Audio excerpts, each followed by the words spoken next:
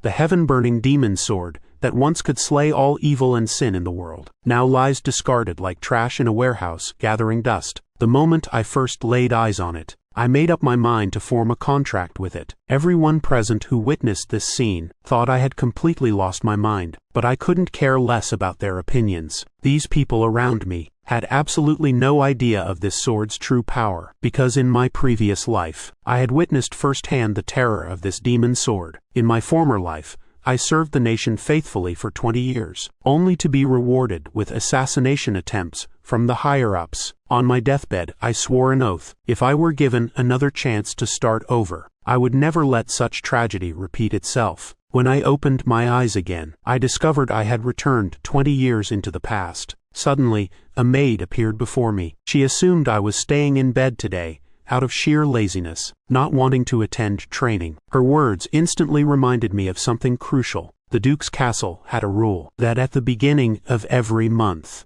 a combat trial would take place, and every single trial, my father, the Duke himself, would personally come to observe. I gripped the sword in my hand with deadly determination. This sensation was definitely not a dying hallucination, nor was it a dream. I could now confirm with absolute certainty. I had indeed returned to the past, and standing before me was today's opponent. Father raised his hand, signaling for us both to prepare for the match. I watched as Krantz instantly charged toward me, strange maniacal laughter escaping from his mouth. I looked at him with contempt. Did he skip breakfast this morning? His movements were pathetically slow, like a snail. Then I gracefully pivoted, effortlessly dodging his attack. As he turned around, I struck his sword from his grasp with a single blow. Then, I delivered a devastating kick to his ribs. The entire sequence flowed like water. Krantz grimaced in agony, cold sweat continuously streaming down his face. Seeing this scene, the Duchess couldn't help but feel sympathetic. Now all I needed to do was place my sword at his throat, and this trial would be over. But this was nowhere near enough, because in my previous life, Krantz had always bullied me, and even after we reached the academy, his cruel behavior toward me never ceased. So today, I decided, I absolutely had to teach him a proper lesson, make sure he would never dare underestimate me again. Under Krantz's horrified gaze, my assault descended once more. Before long, Krantz was writhing on the ground like a dog, foaming at the mouth. After defeating Krantz this time, my father specifically arranged a private meeting with me. Furthermore, he assigned Yeton, a high-ranking knight directly under the Duke, to escort me to his study. Just then, loud footsteps echoed from ahead. It was Krantz's mother approaching me. I greeted her with a mocking look. "How is your son Krantz doing now?" The Duchess's face was filled with fury. "You beat your brother to this state, and you still have the nerve to ask me." I brushed past the Duchess, saying with displeasure that Krantz was simply too weak. "After I defeated him, you turn around and blame me instead. How utterly unreasonable." At that moment, I froze in place. The Duchess, unable to argue with me, resorted to calling me a commoner's child. As lowly as my mother, I snapped my head up, fixing her with the most vicious glare. "You dare repeat what you just said?" I was clearly ready to kill now, and I even voiced my threat. "If you want Krantz to have a peaceful time at school, then you should apologize to me." This made the Duchess's anger explode. She was being threatened by a mere child. Immediately after, the lady raised her hand to slap me, but her movement was blocked by the guard. The reason was simple, because the Duke had business with me today, so I couldn't be allowed to suffer even the slightest harm. The guard's gaze was absolutely unquestionable. In this Duke's mansion, aside from the Duke himself, he feared no one. I couldn't help but smirk behind them. It seemed the Duchess had no way to deal with the guard either, because this guy, aside from the Duke, recognized no one else's authority. He was an incredibly reliable person. Knock knock, several sounds. The guard knocked on Father's door. Moments later, I entered and paid my respects to Father. Counting my previous life, Father and I hadn't seen each other for 15 years. Willie, hailed by the Empire as the guardian of the continent, Duke Osbert, with his absolute strength after resisting the demon race. He became a hero, finally falling to the Demon King's sneak attack, ultimately dying on the battlefield. His lifelong wish was continental peace. According to my understanding, both Father and I were foolish people, devoted wholeheartedly to serving the Empire, never realizing we were being sold out. When Father discussed today's trial with me, he had keenly observed how I avoided the sword and counterattacked. This stunned me. Indeed, no matter when, nothing could escape Father's eyes. Father was somewhat curious, asking when I had learned swordsmanship. I knew I couldn't hide from Father's perception, so I confessed directly, telling him I practiced swordsmanship every day. But based on Father's knowledge of me, I not only lacked talent for swordsmanship, but also showed no interest in it. Why would I hide my abilities when I was this skilled? I scratched my head, feeling somewhat embarrassed. I simply didn't want to attract too much attention. This response puzzled Father even more, because if you didn't want others' attention, why did you so decisively defeat Krantz today? Father's question made me break out in cold sweat. This question really hit the nail on the head. Was he trying to test my resolve? Then I explained that I wanted to prove myself, prove that I was stronger than him. That was the true meaning of my training. Hearing my explanation, Father suddenly laughed. Your answer is truly very composed and remarkably straightforward. He even stated bluntly that he believed I would definitely become Ethel's most reliable support in the future. Father's words made my mind thunder with realization. Everyone felt as if they had fallen into an icy abyss, because in my previous life, the one who killed me was my own brother, Ethan. I could only feel that Father hadn't changed one bit, still as obsessed with my brother as ever. But now I could only endure this humiliation, waiting for my opportunity. I submitted a request to Father to go to the front lines. After returning to my quarters, the little maid learned I was going to the war front. She was scared out of her wits, because that place was filled with countless vicious demons. Going there was practically a death sentence. The western territory of Belias in the Ushup Empire. This was the only place on the entire continent known as the war front. Among them, the frontmost Lamea Valley, for hundreds of years, and had continuously been a battlefield against the demon race. Therefore Father directly refused me. But if I truly wanted to go, I had to meet one condition, which was to obtain within 1 month the qualification to go to Lamea Valley. However, I had no idea how to obtain this qualification, but as long as my strength was powerful enough, I would definitely be able to go. The current me was incredibly powerful, because after my rebirth, I hadn't lost any of those combat skills, and the small amount of magic power within my body could also be enhanced through training this vessel to reach a usable level. Just then my door was violently kicked open. The person who entered was my sister Alice. Her deep blue long hair was extraordinarily beautiful. The first thing she did upon entering was grab me by the collar. She had already learned from Father about my plans to go to the front lines, so she immediately rushed back. She thought that after defeating Krantz, I was overconfidently rushing to the front lines, but in her eyes I was nothing but a little brat. Then, she loudly told me to come with her to the rooftop. 10 minutes later, Alice and I arrived at the rooftop. As long as I could withstand 3 of her strikes, then she would agree to let me go to the front. There was also a more serious issue. Alice thought I wanted to inherit the family legacy. So that's what Alice was worried about all along, but I had absolutely no interest in that thing. Alice told me to cut the chatter and draw my sword quickly. I felt particularly exhausted today, having just finished sparring with Krantz less than half a day ago. Now I had to spar with my sister again. With a whoosh sound, Alice's figure moved.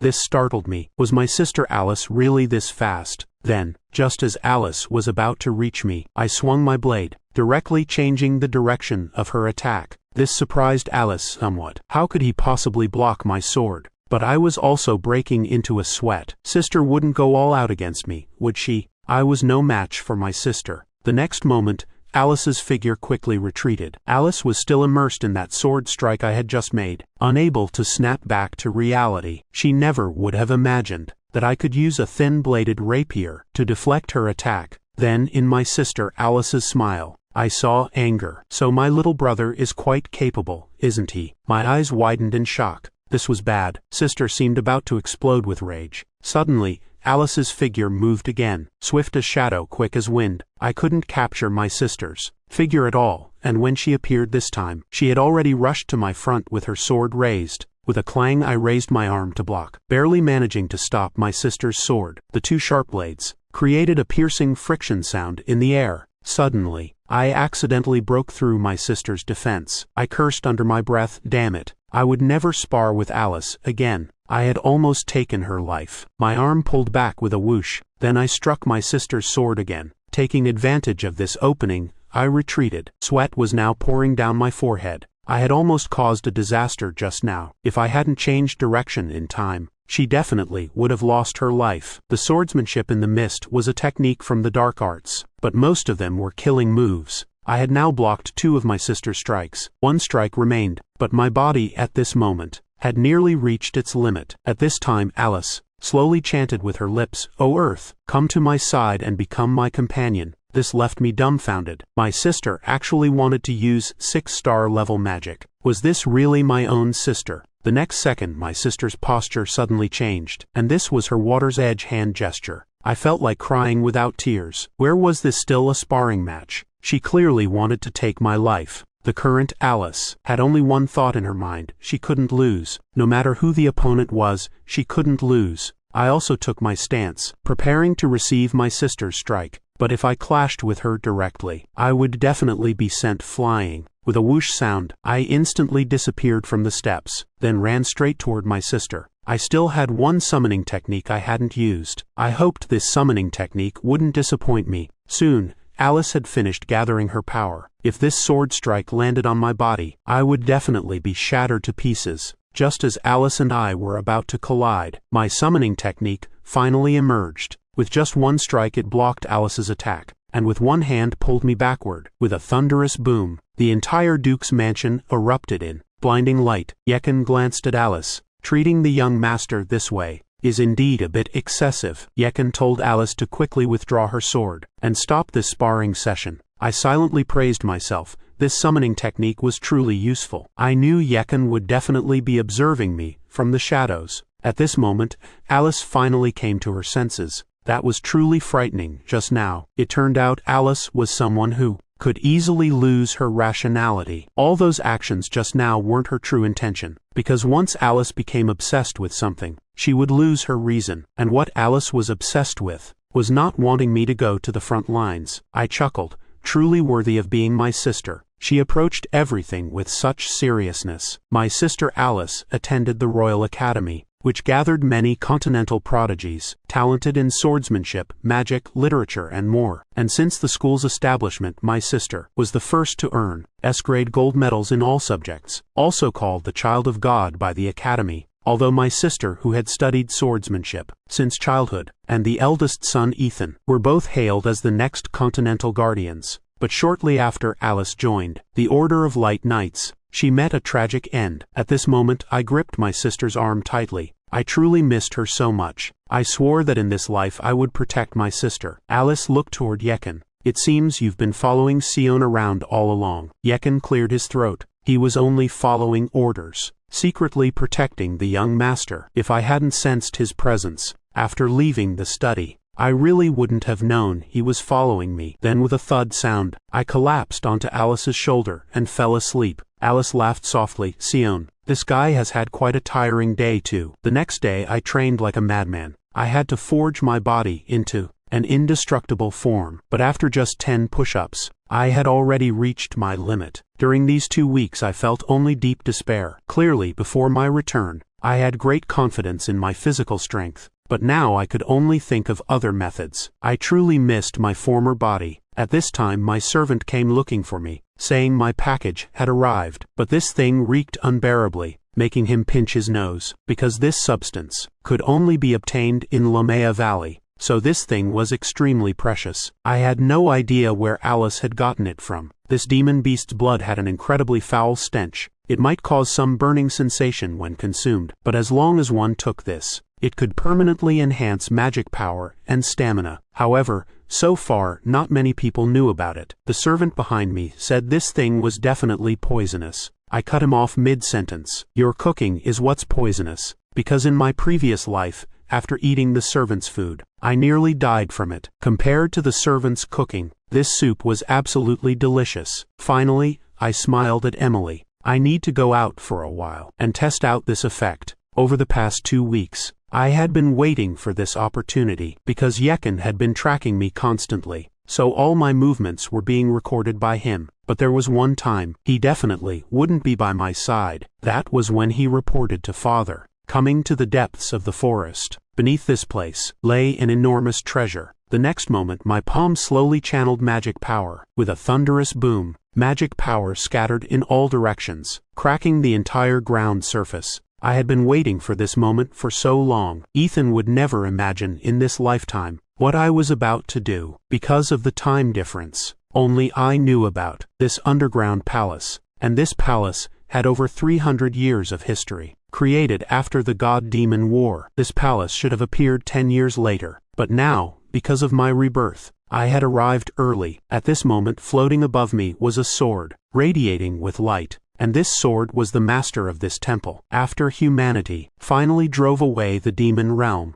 legion that had occupied Belias, humans excavated many ancient relics, divine weapons. Among the numerous relics, Durandal was blessed by the god of light, Lumidel's sacred sword, also one of the divine weapons that led humanity to repel the demon realm legion. And this sword was Ethan's weapon in my previous life, also the weapon that killed me. So I suspected Durandal might be related to my rebirth. Thinking this, I reached out to touch it, but to my disappointment, nothing happened at all. This made me so angry I kicked the holy sword. This damn thing was truly detestable. I cursed silently. What a waste of anticipation. What bullshit holy sword. Then I came to the opposite side of the holy sword, the sword of darkness. At first glance, one might think this sword was the shadow of that light sword, but only I knew this wasn't the sword's shadow at all. Behind this shadow was a passage. I slowly opened the door and stepped inside. Not far ahead of me floated a sword emanating magic power. I rushed forward and grabbed its hilt.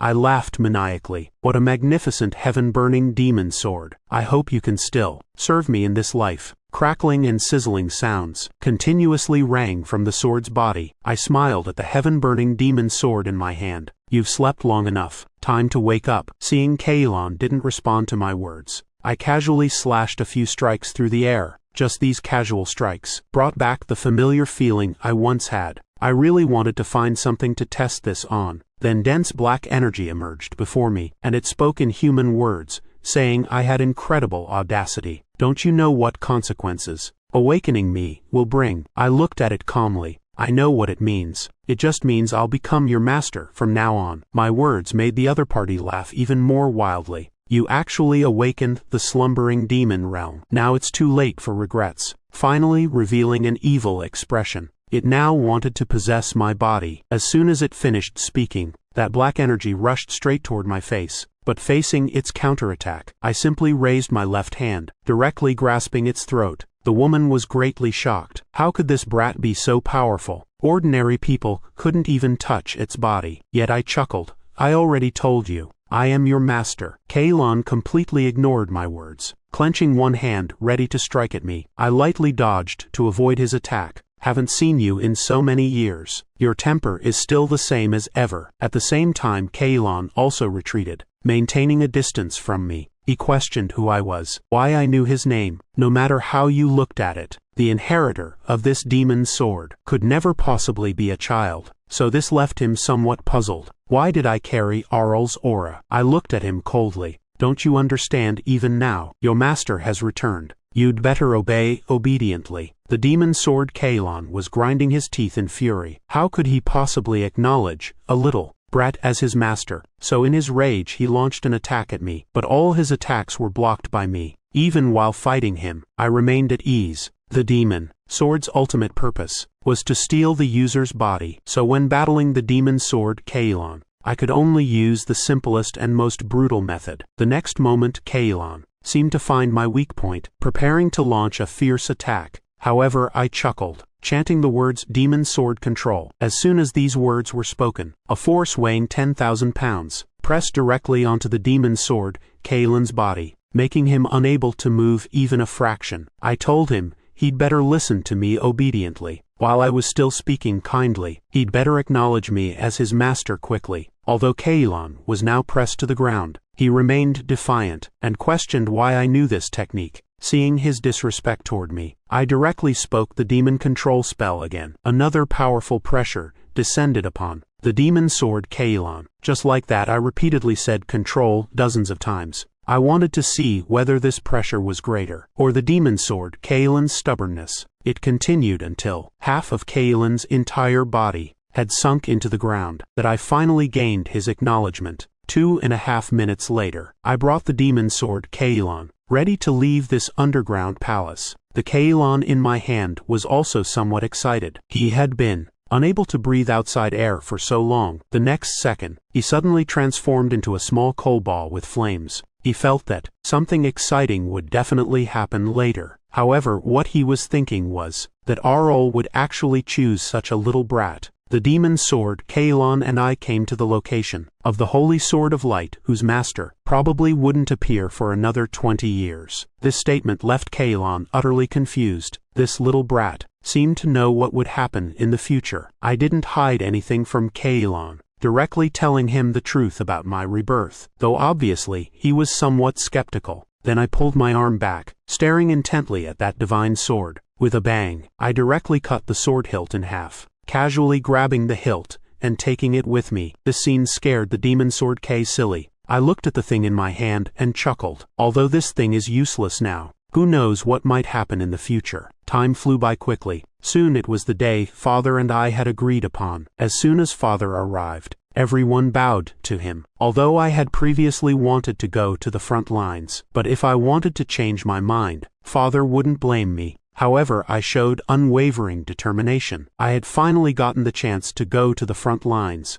How could I give up at this moment? Seeing this scene, Father said no more, telling Yeton to summon that thing for him. I keenly sensed the word summon. Father probably wanted to use summoning magic to test my abilities. Yeton raised his hand. Red light swirled around the magic scroll. Moments later, a body wreathed in flames slowly emerged from the magic circle, and this summoned beast was a hellhound, a low-level demon beast from Shlamea Valley. The instant this hellhound appeared, I also drew the sword in my hand. It seemed Father had gone to considerable trouble to test me, and I also noticed one thing. All the guards had placed their hands on their sword hilts, so I guessed if anything unexpected happened during the test, they would intervene in my examination at any time. Father told me to begin. Use your strength to prove how firm your determination is. And at this time, Yeton, standing beside Father, had some mixed thoughts, because just a few days ago I had approached him, wanting to ask him to spar with me. My reason was simple, because I felt that training alone wasn't making any progress at all.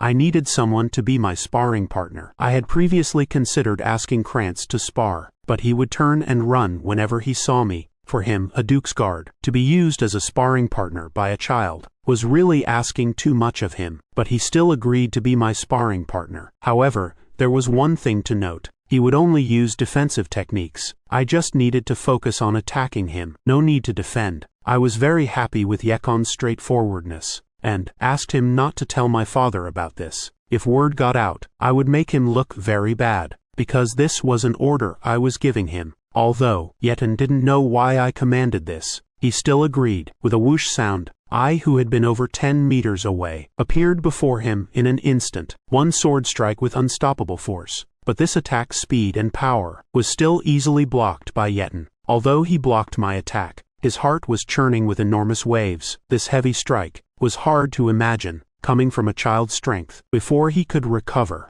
my next round of attacks quietly arrived. Yeton was stunned once again. The speed was truly too fast. Looking carefully, I had already disappeared from his sight, and at this moment, my body was above Yeton. Yeton was somewhat shocked. This young master was truly hiding his abilities deeply. Then he also decided to show a bit of his real strength, to spar with me properly. Clang, the echoing sound of two swords colliding stirred up a scene of sword energy howling through the air. During the battle, I seized an opportunity and charged forward. If this strike had hit, Yeton might have been seriously injured. My swift and fierce attack was once again deflected by Yeton. This also surprised me somewhat. Yeton's strength truly lived up to his reputation. Then I stopped, because with my current strength, I simply couldn't defeat Yeton. But I still thanked him for today. Today's sparring left him utterly shocked. It even made him forget to respond to my words, because the formerly weak young master had become such a powerful person. I chuckled. I'll become even stronger in the future. Just wait and see. At least in the future, you definitely won't be my match. Time returned to the present. Based on Yeton's judgment, no matter what the young master experienced now, he couldn't possibly fail. At this moment, the hellhound also began its attack on me. With a whoosh sound, the hellhound's speed was incredibly fast. In the blink of an eye, it vanished from its original position. I thought to myself, good timing. This speed was indeed qualified to be my opponent. The hound's attack would show me no mercy. Its massive jaws opened as it lunged toward me. However, I only needed to lightly rotate my sword to easily deflect its attack trajectory. This was unavoidable, because with my current strength, I couldn't directly confront the hellhound, so I could only fight for a quick victory. The hellhound stared at my body, letting out low, threatening growls. With a snap sound, my arm gathered its strength, hurling the sword toward the hellhound's body, just as I had expected. Although the hellhound's speed was very fast, its reaction time couldn't keep up. Unluckily for it, my sword pierced straight through its head. The soldiers who witnessed this scene were all somewhat shocked. Even they couldn't have so easily disposed of a hellhound. The young master had actually solved it so effortlessly. Father in the distance laughed heartily upon seeing this. This little guy really has something. I looked at the blood flowing from the hellhound, feeling it was such a waste. If I had brought a few bottles to take its blood back, drinking it could have replenished my magic power. I could only reluctantly abandon this blood. If I drank it here, people might think I had gone insane. Father then walked toward me while clapping, praising me for doing very well. This meant Father had agreed to let me go to the front lines. The next time we met would be at the front. I respectfully bowed to Father. I won't disappoint you, Father. At this time the demon sword's black energy slowly emerged. The demon sword was now completely jealous. He thought the demon sword in my hands was just a kitchen knife for cutting vegetables, so I hadn't used him during the recent battle. This made him extremely furious, because this demon sword's attribute required it to drink blood to unleash its power. Don't underestimate that low-level hellhound's flowing blood. In the demon sword's eyes, it was a great tonic. You must know he hadn't tasted blood for hundreds of years.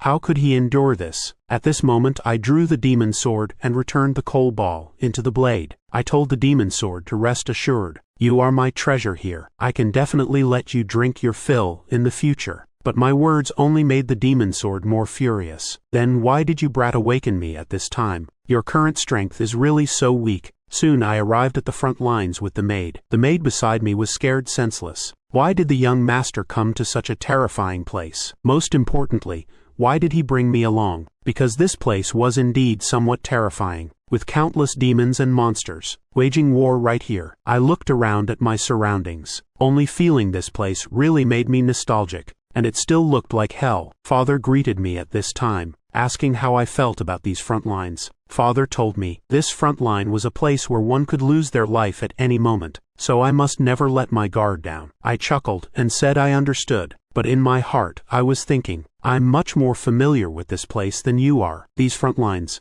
roughly every 3 to 4 days would see a major battle. Only high-ranking knights could fight here like fish in water, and I was summoned by Father to this camp, which was still quite far from the actual frontline battlegrounds. Therefore it was very safe. I observed the nearby guards. Unexpectedly, even the security was so tight, it seemed there would be no opportunity for my demon sword to drink blood. Turning to glance at Emily again, I hadn't expected her to be frightened to this extent. This was all because of what the Duke had said to me during the day, that this place could cost lives at any moment. It was precisely this statement that made her even more afraid. Seeing Emily in such a pathetic state, I told her to just pack up and go back. Don't be a hindrance here. But Emily adamantly refused to return, because she felt I absolutely couldn't do without her. In her eyes, I desperately needed her, but I didn't need her at all. This made me grind my teeth in anger. I might as well just knock her unconscious and have the guards send her back. This was really infuriating. During the night, I made a dummy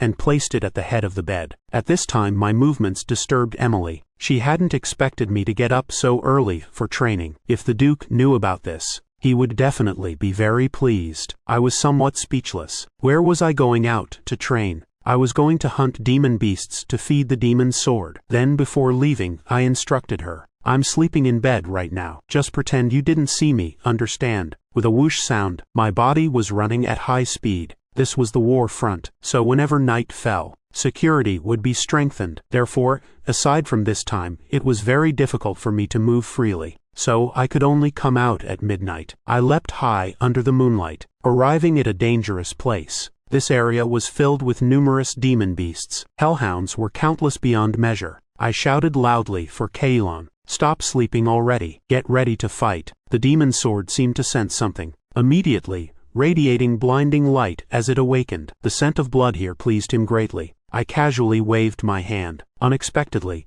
the demon sword rang out with a humming sword cry. This was the slaughter Kaelon had endured for so long, finally being released. Just then 2 foolish hellhounds charged straight toward me. I commanded Kaelon to slaughter freely, without any reservations. I struck down with one sword. Sword energy crisscrossed. The hellhound before my eyes was directly cut in half by me. Immediately after, I also unleashed my skill. Dense storm, dense fog storm. After eliminating those hellhounds, I casually picked up a cup to collect blood. With a gulp, I drank it down in one go. That feeling of enhancement was absolutely exhilarating, and this taste was simply too delicious. I hadn't drunk this satisfyingly in so long. Just as I finished drinking blood and prepared to fight again, not far from me, a carriage slowly awakened, and on the carriage sat a white-haired girl. She was the Empire's princess. This time she came to the front lines, mainly because it was too safe within the Empire, with absolutely no place for trials and growth. So she came to the front lines to see, firstly to undergo trials, secondly to search on behalf of her father,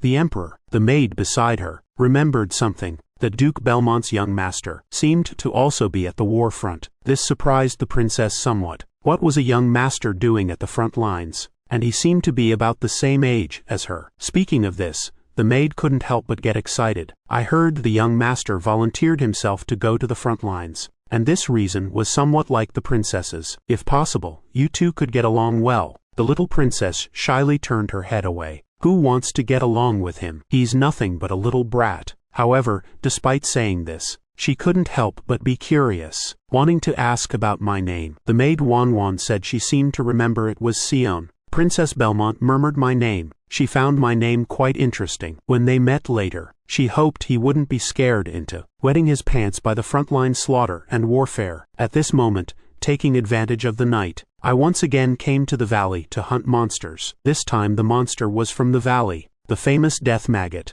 According to common sense, this type of demon beast usually appeared in the valley's depths. At this time the demon sword proactively spoke to me. He told me to let him control my body. Now although I knew the demon sword had ulterior motives toward me, but to solve this death maggot, it seemed this was the only way. During this month of training, I had drunk much demon beast blood, but my strength's progress was still too slow. The next moment I slowly let my consciousness sink, allowing the demon sword to gradually control my body. Dark magic was the demon sword's possession. This meant at this moment, the demon sword was alive. Whoosh whoosh, several sounds. The demon sword controlled my body, continuously attacking the death maggot from below upward. The sturdy outer shell of the famous death maggot was now completely shattered. Immediately after, the demon sword leapt up, preparing to use 8 dancing blades falling down with one strike. The death maggot was completely killed by the demon sword. Sometimes I wondered, if I fused with the demon sword, just how strong would I become? Soon, the death maggot's bloody scent attracted the troops.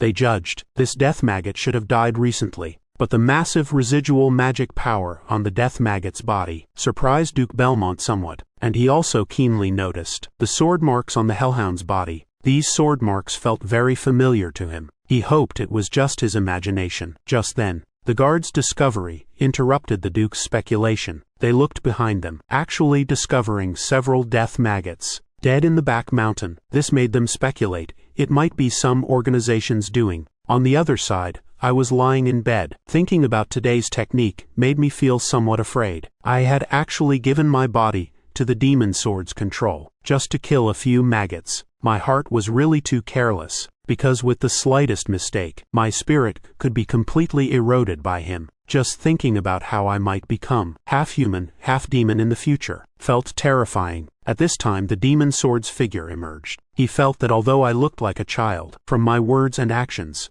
I wasn't like a child at all. From our first meeting, I had easily controlled the demon sword. To this trip to Lamea Valley, my understanding was extremely thorough. Plus, I had previously told him I was reborn, so this time the demon sword believed my words. I quietly listened to the demon sword's words. I had told him last time. I thought he had understood. Turns out he hadn't understood before. seeing my contemptuous gaze. The demon sword became angry again. With the way you were back then, who would dare believe your words? But the demon sword wasn't stupid either. With the methods I had displayed, it was impossible for me to be killed by others. So he concluded, I must have been assassinated. Therefore he was certain I had returned for revenge. And the target of revenge was my brother. My experiences made the demon sword even more interested. If you, this guy, show even a trace of stupidity in front of me, or cowardice, then I will immediately devour you without hesitation. With a snap, I punched the demon sword flying.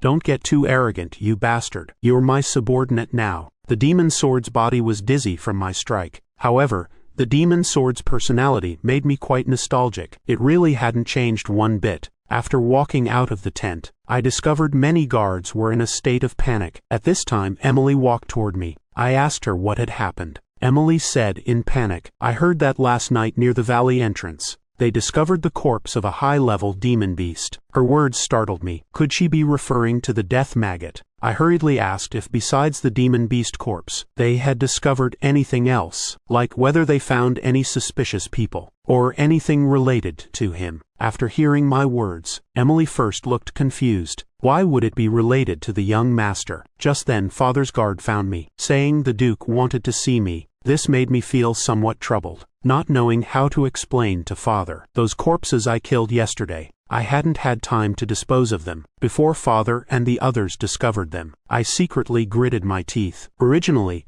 I wanted to keep a low profile before enrollment. It seemed I couldn't stay low-key now. Moments later, I went to pay my respects to Father, thinking to myself, Father must have realized I was the one who killed those demon beasts, because those demon beasts bore the marks of my blade strikes. Father coldly glanced at me without saying anything, just telling me to sit down first. But Father's serious expression already made me predict a storm was definitely coming. I didn't know what excuse I should find to exonerate myself. Father also got straight to the point, asking me what I was doing last night. I found a reason to gloss over it. I was too tired yesterday, so I went to sleep very early. Father's cold gaze fixed on me without speaking. If Sion went to sleep very early last night, then who caused the sword marks on the demon beasts? Although Father suspected I did it, seeing how young I still was, it shouldn't be possible for me to do such things. Then who exactly could have done it? I boldly asked Father, why are you asking what I did yesterday? Did something happen that I don't know about? Father thought for a moment, decisively concluding I couldn't possibly do such things, then said there was suspected to be an assassination organization nearby,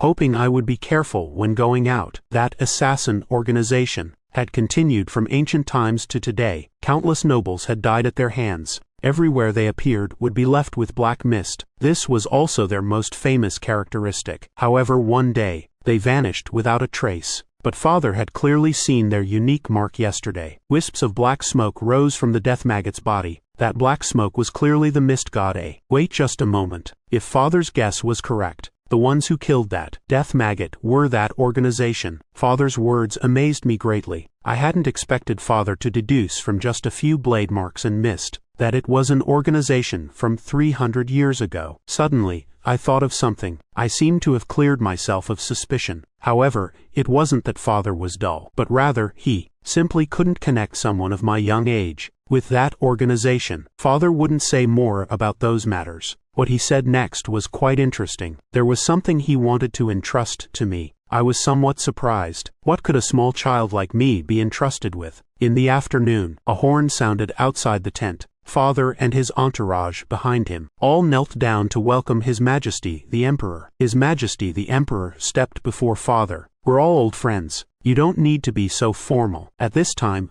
a beautiful figure descended from the carriage. The person was none other than Erin Seville's, also the 5th princess of the imperial palace. In my previous life I had heard her name, and knew this person. She was also called the tragic 5th princess by people, and the task Father gave me was to definitely accompany the little princess well today, because we were of similar age. So while at this front line, we could chat well together. In my previous life, I had seen her at the academy, just encountering her a few times on the way to classes. We had never spoken before. Father continued saying, although your time together might not be very long, But I hope you can leave good impressions on each other." This made my eyes lower slightly. "Father, this old fox, don't think I don't know what he's thinking in his heart." Father and His Majesty the Emperor were old friends, so he wanted me to befriend the princess. But this time Father would be disappointed, because I had absolutely no way to become her close friend. I sighed, only I knew this future now, so I couldn't say anything, although I found it very troublesome. But now I could only follow Father's words, and take good care of the little princess first. Just then, the little princess's voice rang in my ears. "Do you know why that red river below is red? And that river made the little princess feel very uncomfortable, bright red like blood. As far as I knew, that river was forged from the blood of countless demon beasts. After every battle, some red river water would be added there. This scared the little princess badly. She hadn't expected that blood was really from demon beasts. Next, another question arose in her mind. What was at the river's end? I said seriously, "I heard the river's end leads to the entrance of the demon realm, and countless demon beasts live inside there." Seeing the little princess's surprised gaze, my playful nature deepened. Maybe if we walked forward, we could even find the demon king of the demon realm. Although what I said was impossible for anyone to believe, being able to tease the little princess was still quite nice. But when I turned my head again, I was stunned. I hadn't expected the fifth princess to be scared to tears by me. Just at this moment, a golden light shone above us. That golden light came from the direction of the third western outpost, and this appearing golden light meant it was time to go to war with demon beasts. The little princess was startled. "You mean demon beasts will appear here immediately?" Father raised his hand broadly. "Protect His Majesty. Guardian Knights Direct Unit. Follow me to the third outpost." However, His Majesty called out to Father, "You bastard. Do you think I'm useless just because I'm old? I was just feeling bored anyway. Fighting demon beasts seems quite fun too." Father closed his eyes somewhat helplessly. "You still haven't changed from before." His Majesty turned his head and shouted to those soldiers, "From now on, the Imperial Army also joins the demon beast subjugation war. Before the subjugation, everyone must focus on eliminating the demon beasts." Even I was ordered by Father to join the battle. The little princess was somewhat surprised. Can such a small guy also eliminate demon beasts? However, I said I had no way to participate in combat. I could only provide support from the rear. I told her to quickly head toward the garrison. The little princess's willful temper exploded. "I don't want to leave either. I also want to stay here and help." I was somewhat speechless. "Don't cause trouble here. This is the war front." Seeing the little princess still unmoved, I called out for Yekon. In an instant, Yekon's figure appeared behind the little princess. He would definitely safely escort Princess Erin to the garrison base. Then I turned and joined the battlefield. At this time, the battlefield ahead was already in full swing. A giant bug monster charged into the soldiers' encirclement. Father shouted orders to rally the soldiers. First and second squads protect His Majesty. Third, fourth, and fifth squads sweep the demon beasts. Absolutely cannot let any escape. In an instant, 40 to 50 people directly charged at the demon beast, beginning the assault. With a crackling sound, a bolt of lightning descended from the sky, striking the demon beast. I watched the battle ahead from the rear, marveling that His Majesty was truly formidable. His Majesty's eyes were filled with golden light, preparing to gather a new round of energy burst. With a thunderous boom, the energy radiating from His Majesty directly shattered the demon beast to pieces. If His Majesty hadn't become emperor, then he might be the second strongest person on the continent. I smiled awkwardly, feeling like there wasn't much happening here. His Majesty alone could completely handle it. After eliminating the demon beast, His Majesty and Father prepared to celebrate with drinks in the tent. This time His Majesty came to the front lines. "For the fifth Princess Erin, those damned nobles in the imperial city said the fifth princess was the mastermind behind assassination incidents." This was complete nonsense. Hearing this, Father was instantly shocked. Could it be that someone was trying to frame her? Precisely because of this, Erin couldn't move freely in the imperial city, so His Majesty came to the front lines to find my father. If something happened to him, he hoped my father could take good care of me. Father didn't refuse nor say any bullshit about His Majesty being fine. He directly agreed to this matter. On the other side, I prepared to go out hunting demon beasts again, having my little maid make a dummy for me tonight to place on the bed. But just then, a figure suddenly appeared before me, slowly walking toward me. Seeing who it was, I was also surprised. What was she doing looking for me so late? The person was none other than the fifth princess. If I wasn't busy, she hoped I could chat with her. Erin's appearance made the little maid extremely excited. After everyone left, only the two of us remained in the tent. I told her to speak directly. No need to beat around the bush anymore. Erin chuckled. I heard you're going to the academy. Then we should get along well in the future. My eyes flashed. Sorry, fifth princess. I really can't help you with anything. My words shocked Erin on the spot. For a moment, she couldn't speak. I continued. If you came specifically to build friendship with me, then please go back. Erin's voice was somewhat cold. Your words are too harsh. I just wanted to get along well with you. That's all I was saying. Or do you also think I'm just a princess with empty titles? Her words left me silent. In her eyes, this was acknowledgement of what she said. With that, Erin brushed past me. She had originally thought she could have a good heart-to-heart chat with me. It seems you're completely different from your brother Ethan. The fifth princess's words made me feel like I'd fallen into an ice cellar. Why would Ethan be connected to the fifth princess? I grabbed her hand, making her explain clearly. I asked why she knew my brother. Ethan, the little princess, was hurt by my grip, telling me to let go quickly. She had only met my brother once. Your brother told me not to mind others' opinions, just be myself as a princess. This shocked my heart. My brother had actually given her advice, but I knew my brother better than anyone. His demonic nature would never help others without reason. It seemed he had already begun his schemes at this time, all to execute the plan to bring down Princess Erin. I hurriedly warned her. Let me give you some advice too. Don't get too close to my brother. But I was only halfway through my words when an alarm interrupted me. The maid immediately rushed into my tent, telling me to take the princess and run quickly. The fifth princess and I hadn't reacted yet when a huge rock appeared above us. With a bang, a giant monster holding a rock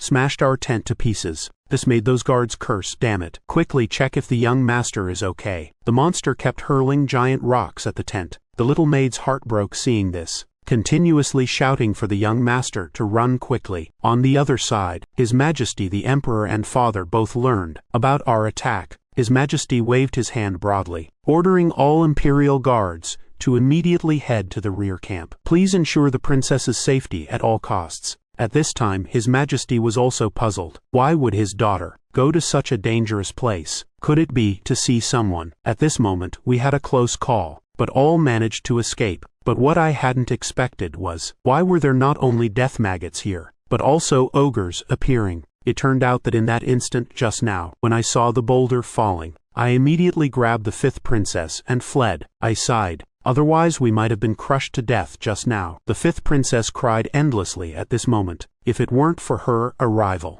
this wouldn't have happened. A guard nearby told the fifth princess not to cry. No matter what danger you encounter, we will protect you. However, as soon as his words fell, a giant hand grabbed toward him. With a crushing sound, this guard was directly crushed by that giant hand. I immediately flashed to the fifth princess's front. I told her to retreat quickly. What are you doing standing there stupidly? After the giant crushed that guard, it flung him away with a toss of its hand, then stared at me intently. I immediately told the maid to take the fifth princess away. I'll hold them off here. The next second, I was furious. You didn't even hesitate before running away. I'm definitely firing you when we get back. At this moment, I couldn't think about other things. The giant's arms quickly smashed toward me. With a whoosh I quickly appeared and struck his left side. There was something very puzzling. Why were all these high-level monsters gathering around me, as if they were drawn by some scent? The demon sword provided an answer at this time. That's because I had absorbed too much demon beast blood before, causing many beasts to be drawn to the blood within my body. The demon sword chuckled. You drank so much blood. If the demon beasts don't come for you, who should they look for? The demon sword's words made me somewhat embarrassed. You bastard. Knowing this, why didn't you tell me earlier? I smiled coldly. Don't forget, I'm someone who wants your body. How could I possibly kindly remind you? His words made me furious. I grabbed him,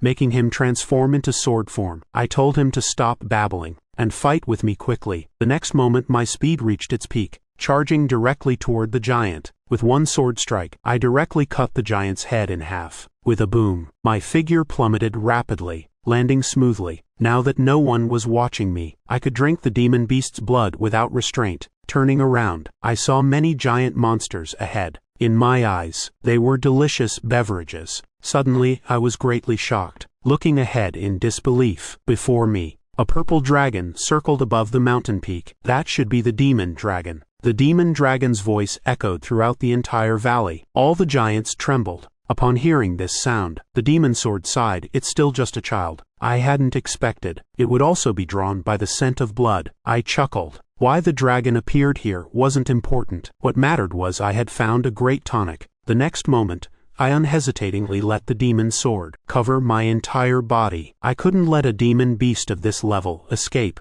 I absolutely had to catch that dragon and devour it. On the other side, the royal forces had also cleared large numbers of demons. His Majesty looked at the fallen demons, thinking this should be over now. His gaze shifted toward my father. Where are your son and my daughter? Father's brow furrowed slightly. The fifth princess and his son seemed to have disappeared, but the urgent priority wasn't to worry about my son. First, we must ensure the fifth princess's safety. Father's words made even His Majesty feel somewhat resentful after hearing them. Is he really your biological son? Suddenly, a soldier came to report. They had found Princess Erin. Sure enough, as soon as the soldier finished speaking, the fifth princess's figure appeared before His Majesty. The princess's face was filled with unstoppable tears and panic, continuously begging His Majesty to save me. His Majesty was shocked after hearing the princess's words, completely unable to understand what had happened. But father behind him had already darkened. He hurriedly stepped forward to find my maid, making her explain the situation clearly. Father's icy gaze fixed on the maid. Tell me briefly and importantly, what happened to Sion? The maid was already scared senseless.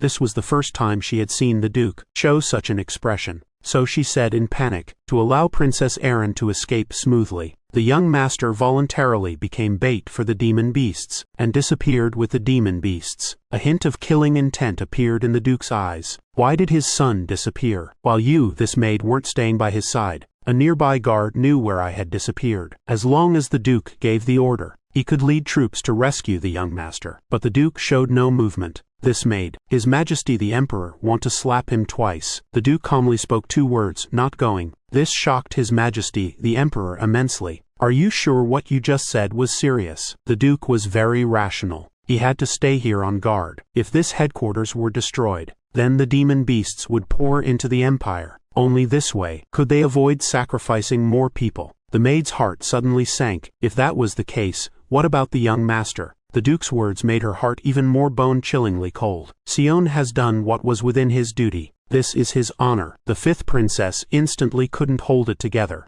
Another person who died because of her. She was simply a jinx. Wherever she went, people would suffer misfortune. Just then, a voice interrupted their thoughts. Looking up, there was actually a dragon flying above them. The fifth princess stared in amazement, even somewhat unable to believe her own eyes, because on this dragon's back, my figure had clearly appeared. Even His Majesty the Emperor was stunned, completely unable to understand why Sion would be on the dragon's back. At this moment, I was also very speechless. Originally, I just wanted to drink dragon blood, but I hadn't expected it would escalate to this extent. When I saw this dragon, I was very excited, thinking I could finally feast properly. To be able to keep that dragon, I quickly slaughtered all the demons before my eyes. Then, in the blink of an eye, I arrived before the dragon. Just now I was viewing from a distance. Now seeing it up close, this dragon's body was truly massive. The evil dragon, without saying a word, directly launched a dragon's breath attack at me. With a whoosh sound, I was directly blasted by this energy, over 100 meters away. This made me extremely furious. Although its body was massive, it was still just a youngster. In my view, it was very impolite. Whoosh,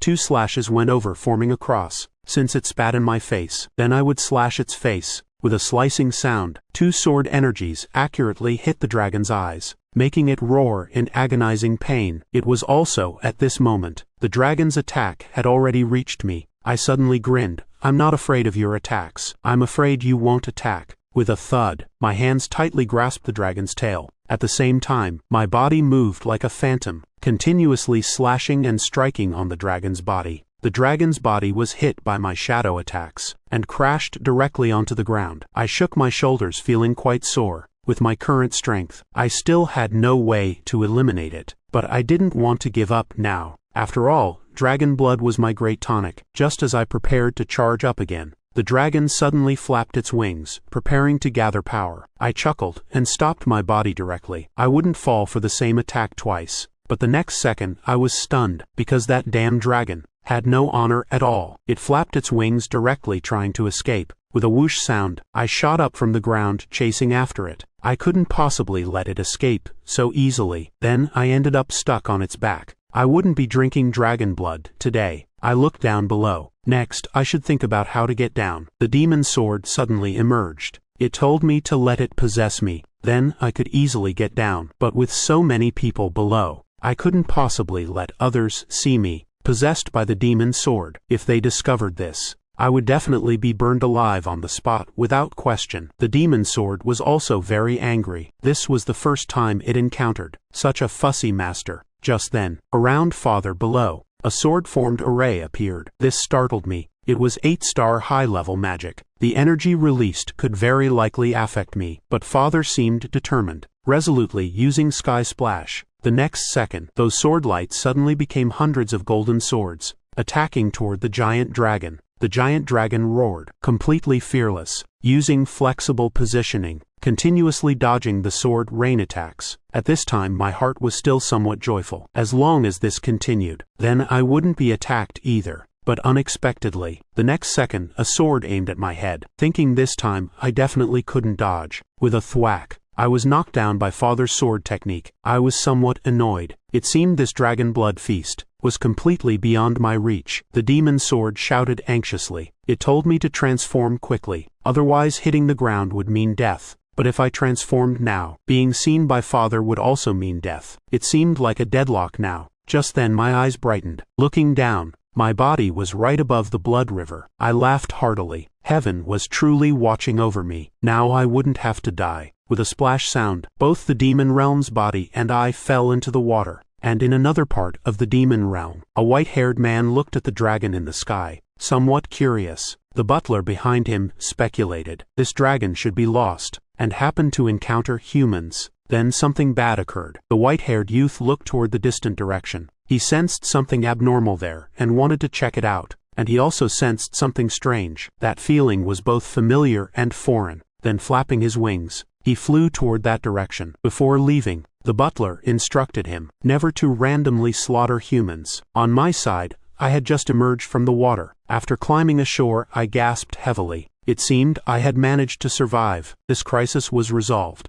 I needed to rest well. I turned to ask if Kaelon was still alive. Kaelon was extremely angry, currently thinking about how to eliminate me. I told him not to be angry. After going back, a good bath would clean everything. But just at this moment, a foot stepped on a stone above. Besides that, his voice came through. I knew there would be something very interesting here. At this time my heart was pounding. This oppressive feeling I would never forget in this lifetime. And the owner of this voice was the demon king Bakariwen. He belonged to the ruler of hell. In my previous life, everyone who had seen him said he was a monster embodying all evil in the world. If this was really the case, then I might surely die today. I instantly got up, drawing the sword at my waist, ready to begin battle. Why did I have to encounter this great demon in such a situation? Seeing me like this, Bakariwen was somewhat displeased. I asked if you were human. Why don't you answer me? After meeting his gaze, I found he looked at me with extreme contempt, as if he didn't consider me worth noticing. With a swish sound, I didn't know when, Bakariwen's figure had appeared behind me. I was greatly shocked. This guy was terrifyingly strong, whether in speed or attack power. He was a top-tier existence. I quickly reacted, slashing horizontally with my blade. Unexpectedly, Bakarian's speed was incredibly fast. In the blink of an eye, he appeared behind me. Demon King Bakarian made a sound of surprise. This little guy is quite capable. Then he smiled indifferently. They say humans are a race with unlimited potential. Maybe it's true. At this time, the demon sword was also curious. Who is this guy? He looks so arrogant. I told him it was the demon king. The demon sword didn't recognize the demon king, but from his aura it could tell. This person was extremely powerful. With my current state, I couldn't defeat him. I no longer had the desire to fight him. I only wanted to escape quickly. My grip on the sword tightened a few notches, seeming to tremble slightly. But at this moment, a thought emerged in my mind. The opponent was the Demon King Bakaritemp. Did I really have confidence that I could escape from his hands? Suddenly the Demon King called out to me. He told me not to be so tense. There was no way he would fight a little brat like me. So he told me not to be so vigilant. Relax a bit. Otherwise it would seem quite foolish. Seeing I still couldn't relax, he directly lay down on the ground to talk to me. No matter how much of a villain he was, he couldn't possibly beat up a little kid. The Demon King's actions left me somewhat dumbfounded. What exactly was this situation? The Demon King chuckled. I'll ask you one more time. Are you human or not? Seeing the Demon King truly had no hostility, I answered his question. I was indeed a human, and I had been washed here by the river water. The Demon King had an expression of sudden understanding. It seems you're visiting the demon realm for the first time. But my body gave him a strange feeling. So he was very curious about my identity. Although I told him I was an ordinary person, no matter how he looked at me, he felt like he recognized me. My heart felt somewhat nervous. This Demon King was indeed very formidable. With just one glance he could tell I had seen him before. But I still lied, claiming we were meeting for the first time. After hearing my answer, the Demon King simply stopped pursuing the matter. Because this was also his first time seeing a human, how could I possibly know him? I boldly asked why he had come here. He gave me quite an optimistic feeling. Unlike the Demon King the first knew, the Demon King chuckled. He was currently on an inspection tour, then sensed a strange aura, so he came over to take a look. As the Demon King, patrolling the territory he ruled was only natural. Suddenly he sat up, asking what I had just said. So I repeated what I had just said. As the Demon King, patrolling the land I rule is only natural. The Demon King made an "ah" sound, pointing at my head saying, why aren't you surprised? I'm the Demon King. The next moment he roared directly. You must have seen me somewhere before. In this world, what kid would act as calm as you? I was somewhat speechless. Was this really the Demon King that first knew? By all logic, before too long, the demon realm would go to war with the human world. But the current Demon King looked completely unlike someone who would do such things. If he had this kind of simple and straightforward personality, then what exactly changed him? Suddenly, I thought of something. Could it be that someone was scheming behind the scenes? Thinking this, I asked him, as the Demon King, what was the thing he most wanted to do? The Demon King chuckled. I hadn't expected a little brat to ask the Demon King such a question. It was really quite absurd. But even more absurd things were yet to come. He actually answered me saying that as the Demon King, the most important thing was to let his people and subordinates live good lives. But if anyone dared interfere with them living good lives, then he would mercilessly tear all enemies to shreds. This was also his duty as Demon King Bakaritemp. The moment the Demon King spoke, I felt like I'd fallen into an ice cave. I sensed what the Demon King should be like. Although it was only for an instant, I still felt the Demon King's cruel side, although that side was still sleeping. But in the future, it would definitely awaken due to some incident. So, I had to prevent that incident from happening. Otherwise, humanity would fall into endless hell. The next second, I called out to the Demon King. I wanted to make a deal with him. Something was about to happen to you, and that thing would threaten your subordinates and your people's lives. Hearing this,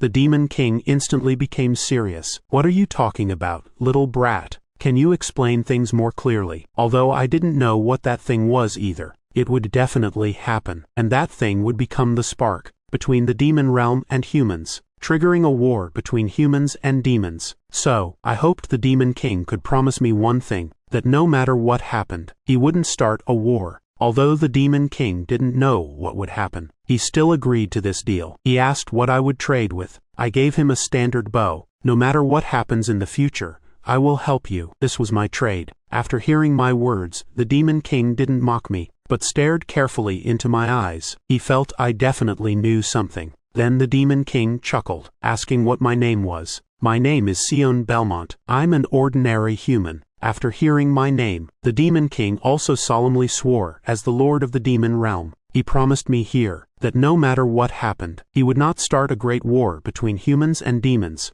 Then two wings rose behind the Demon King. His body slowly rose into the air. He would take responsibility for the promise he made to me, but correspondingly, I should also keep my promise. After all, this was a deal. This way the contract was completed. No one could break the agreement. I nodded, indicating I would fulfill my promise according to our agreement. After completing the contract with the Demon King, I found an appropriate time to appear in the human camp. Soon my figure was discovered by patrolling people, and after experiencing this incident, I gained a nickname. That was the human who survived from the evil dragon's mouth. After returning, I went to a monastery near the Asus war front to recuperate. Today the fifth princess specifically sought me out, saying some inexplicable things, hoping I could become her person. Her words left me confused. What nonsense was this princess talking about? The next second, I opened my eyes wide and directly rejected her. I don't want to become your person. The fifth princess suddenly felt dejected. She hadn't expected me to refuse so decisively.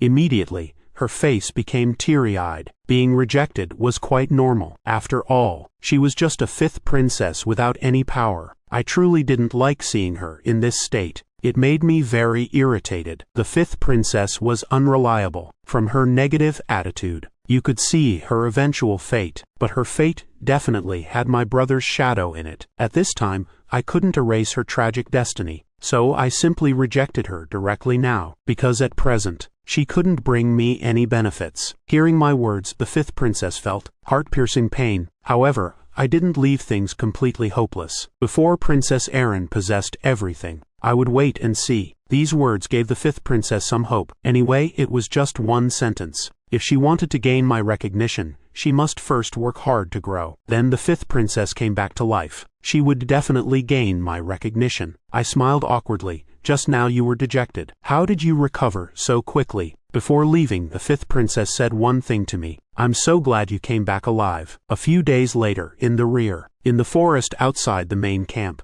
a cloaked man was walking quickly here. After the man saw no one around, he finally took out something from his body. It was a black crystal imitation. With this thing, he wouldn't worry about wealth and luxury for the rest of his life. But just as he was rejoicing, a voice interrupted him. So it's you, Leonard Kingston. The next moment, his body suddenly couldn't move, as if invisible giant hands were gripping him. My figure appeared behind him. What you have in your hand should be a dimensional cube. That's a masterpiece created by the Magic Academy of the Ghana Kingdom with everything they had. This dimensional space was filled with extremely vast magical power. It could contain anything, and without limits. Over the past year, I had been monitoring this matter, because I always felt someone within the Empire was secretly transporting. I slowly took away his dimensional box. It seems you've been using this thing for transportation. When he saw my face, he was also stunned. He hadn't expected me, the Duke's youngest son, to have such ability,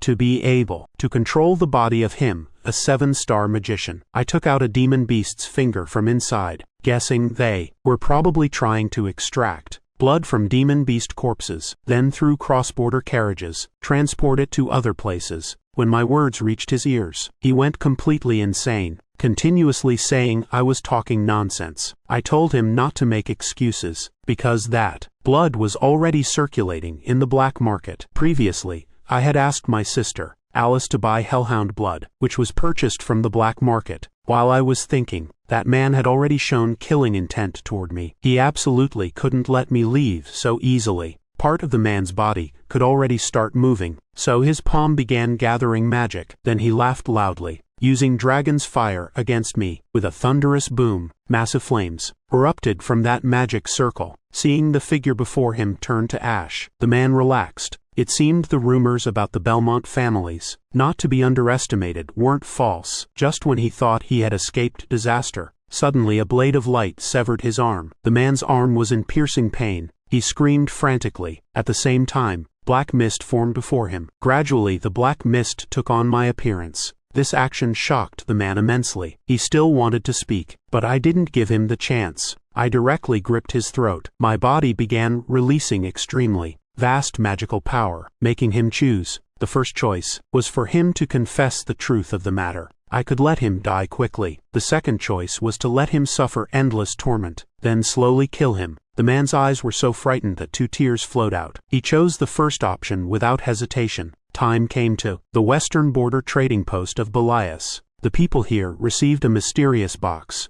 But when they opened it, they were dumbfounded, because inside the box was Leonard King's severed head. This gave them quite a shock. This was a 7-star magician. All the people had their attention drawn by these screams, while I was secretly watching from behind with my sword, asking if I wasn't going down for a fight. Was I just going to let them off like this? I felt killing one Leonard was already enough. To warn them, he had been secretly transporting demon beast blood obtained from the warfront to the Ushup Empire, and what he transported would be sent to the Magic Academy of the Galan Kingdom. The Galan Kingdom's Magic Academy gathered many genius and crazy magicians, although their current purpose was only to create small, dimensional boxes and other relatively practical artifacts. But thinking about what those crazy things they would do with demon beast blood in the future gave me a headache. So, I had to find a way to stop them now. On the other side, a man stood by the window, looking at the letter that was delivered. He hadn't expected his younger brother had actually gone to the war front with father. The woman behind him smiled sweetly. Is your brother that Sion Belmont? And this person was my eldest brother. After seeing my series of actions, he was preparing to come meet me. At 11 years old, I was about to enroll in the Royal Academy, starting in March. Valuing family concepts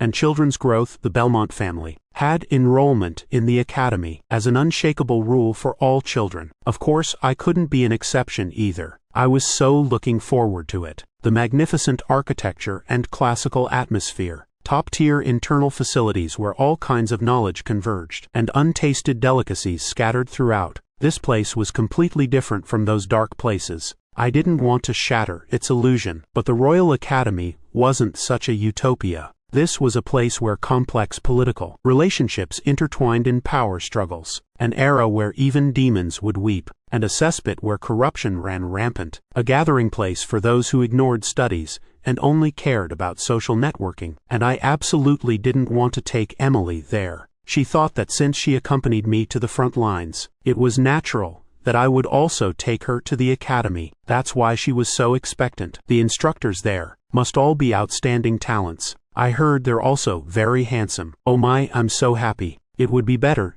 to tell her the truth later. If I told her now, I simply couldn't bear her hysteria. The front courtyard of the Duke's mansion was still the same as when I left. After getting off the carriage, I saw servants busy unloading luggage. At first glance, I knew it was Krantz's carriage, also 11 years old this year, the same age as me, going to the academy. Since the sword duel a year ago, we hadn't seen each other. Actually, I had almost forgotten about him, seeing he was already loading luggage. He probably planned to leave before I returned. I didn't want to travel with him either. Just as I was thinking this was for the best, I ran into Krantz head-on at the central gate.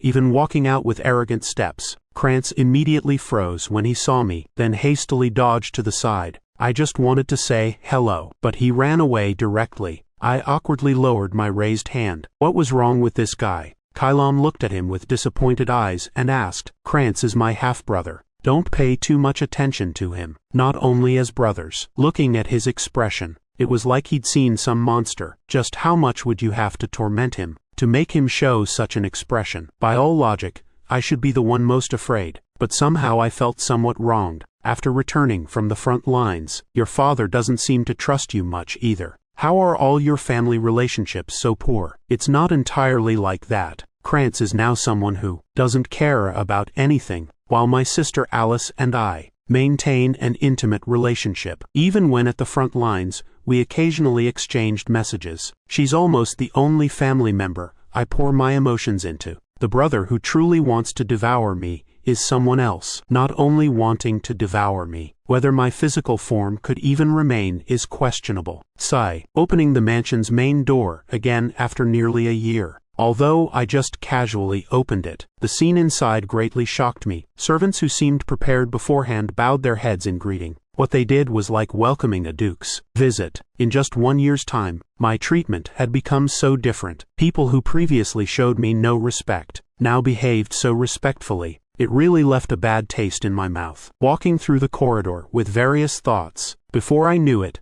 I had arrived at my room. Emily should be busy organizing luggage. I could rest for a moment. The instant I carelessly grabbed the door handle, the sensation from my fingertips made my blood run cold. I was standing here, right in front of my room door. I thought this was an empty room, no one had entered for a year. However, the presence I sensed now, this aura, this movement, there was a stranger in the room, and that person was definitely not someone I'd be happy to see. My right hand gripping the door handle was trembling violently. Had I trembled like this since my return? Not just trembling, I even had an urge to tear apart whatever existed beyond that door. Why was this happening? The only reason that could make me feel this way now was one thing. Could that bastard be here? That bastard who, even chewing to pieces, couldn't satisfy my hatred. Click, accompanied by a sound. The door was opened. It was opened by whoever was in the room, not by me. My gaze slowly moved from the hand suspended in midair upward. Long time no see, Sion, with golden sunlight-like hair contrasting with jade-white skin. That face full of malice smiled at me. In that moment, decades of memories flashed through my mind.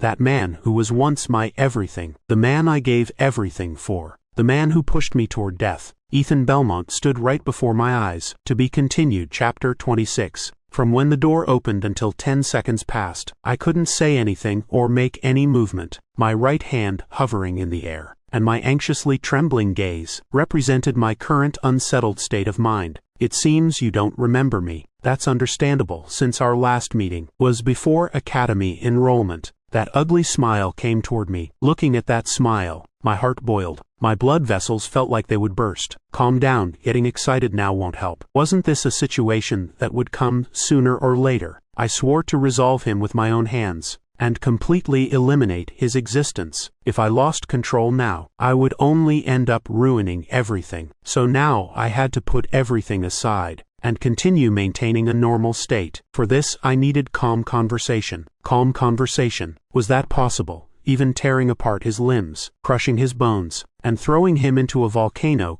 couldn't satisfy my hatred for this bastard. That bastard now appeared before my eyes. What else was there to do but kill him? Was it to completely destroy his future? Was it necessary to go through such trouble for the future? Couldn't I just kill him right here? No need to drag things out. Just sever the karmic ties from my previous life right here, as if responding to my will. My hovering right hand reached toward my chest. Soon Kylon's sword hilt was grasped. The moment I gripped the sword hilt, all distracting thoughts in my mind disappeared. Only the emotion of killing intent remained. Click. A suddenly appearing hand grabbed my wrist. If you don't want your head to split open, get a grip, the demon sword said in a low, calm voice. At the same time, the killing intent filling my entire body quickly subsided. Sion Belmont, eldest son of the Belmont family, greets big brother. Naturally withdrawing the hand placed at my chest, I immediately bowed my head in greeting. This was my best course of action at the moment. Do you still remember me? Of course I remember.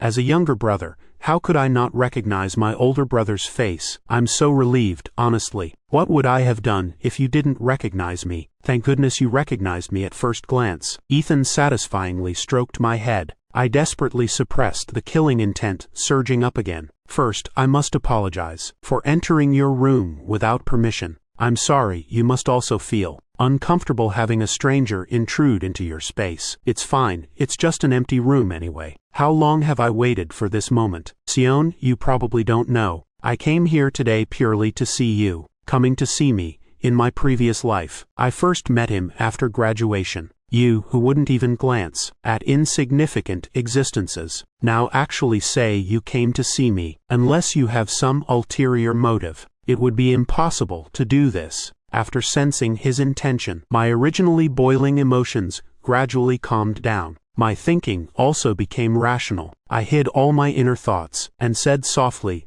that I also wanted to see my brother. Can't you carry just a little luggage yourself? Really, the young master just doesn't know how to consider women. Emily climbed the stairs carrying a bag with only clothes. After finishing organizing the luggage with the servants, she took Sion's remaining luggage and headed to his room. For some reason, the expressions of the servants who helped organize the luggage seemed off, as if they were hiding something only they knew about. One familiar maid urged her to quickly go check on Sion's room, thinking it was a surprise gift prepared for him, but it probably wasn't. Soon, Emily arrived at Sion's room and casually knocked on the door. Knock knock, only silence came as a response. Emily tilted her head and knocked on the door again. Knock knock, young master. It's Emily. I brought your luggage up. After a moment, Sion's heavy voice came from behind the door. "Come in." Faced with the unexpected atmosphere, she was stunned for a moment, but still pushed the door open and entered. "You could have just brought this little luggage up directly. Why bother?"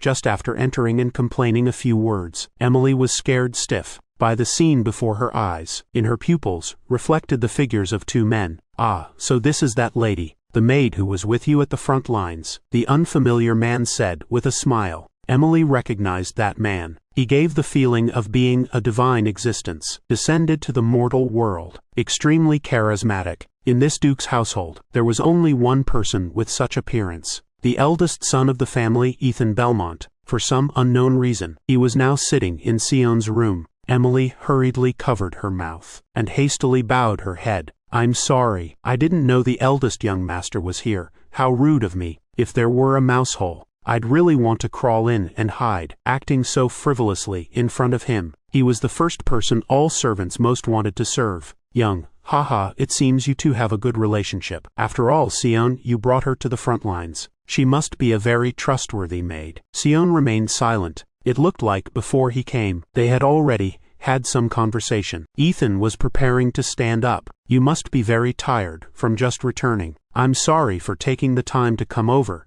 Don't mention it. Being able to converse with Big Brother is my honor." Ethan, who stood up, patted the head of Sion, who also rose. Sion just silently accepted it. "Then I'll go see Mother first. If you have any difficulties at the academy, contact me anytime." "I will." Ethan, who ended the conversation, left the room with a gentle smile. His footsteps, the moment they disappeared at the end of the corridor, Emily let out a long sigh. Phew, that was nerve-wracking to death. Those guys didn't even say the eldest young master had come. Although Emily was complaining, Sion didn't say a word. "What did the eldest young master talk to you about? He's not someone who comes home for no reason. Could it be that he came just to see the young master? If that's the case, it's really..." Emily heard Sion's call. Her mouth immediately shut. Panicked Emily carefully looked into Sion's eyes. "Please go out for a moment." The quietly spoken words were filled with heaviness. "Why, young master? Why suddenly? Don't make me say it a second time." Seeing Sion's expression, Emily couldn't say anything more. Since the sword duel with Krantz, he always appeared composed and calm. This was the first time showing such a dark demeanor. If he held a sword in his hands, anyone would be cruelly slaughtered by him. Sion's face at this moment was filled with anger and killing intent. When he released his long-suppressed nature, all the blood in his body seemed to flow backward. "I really couldn't bear it," and finally rushed into the bathroom in the room. Looking at the vomit that came out, it was like seeing my own despicable, shameless lies and hypocrisy. HMPH, yet thinking I could actually endure that moment, I couldn't help but smile bitterly. "That's the guy, right?" Secretly lifting my head, I saw Kylom with arms crossed looking down at me. If he hadn't stopped me, I definitely would have torn that bastard apart on the spot. While laughing like a madman, I softly asked him why he stopped me. "Shouldn't words of gratitude come first? For you, that was also an opportunity. If I had killed that bastard there, you could have gotten the best timing for absorption. There's nothing easier to devour than a soul that has lost its reason. A person eroded by madness and killing intent is exactly the best prey a demon sword wants most. If Kylom really wanted to do this, he could completely unleash the demon sword's nature, devour me as the master, and occupy the host. But he didn't do that. Instead, he desperately stopped me. So now I can converse with him using these blood-red eyes. Don't misunderstand. You're still just immature raw meat. Even if slightly burned, eating you would just be wasteful. You need to mature more." Cold gaze and arrogantly upturned mouth corners. That was the demon sword's unique, ugly smile that couldn't be seen anywhere else. If ordinary people saw such a scene, their nerves would go numb, their bones would freeze. But I couldn't help but laugh. This is what my demon sword should be like. But indeed, after seeing that bastard's face,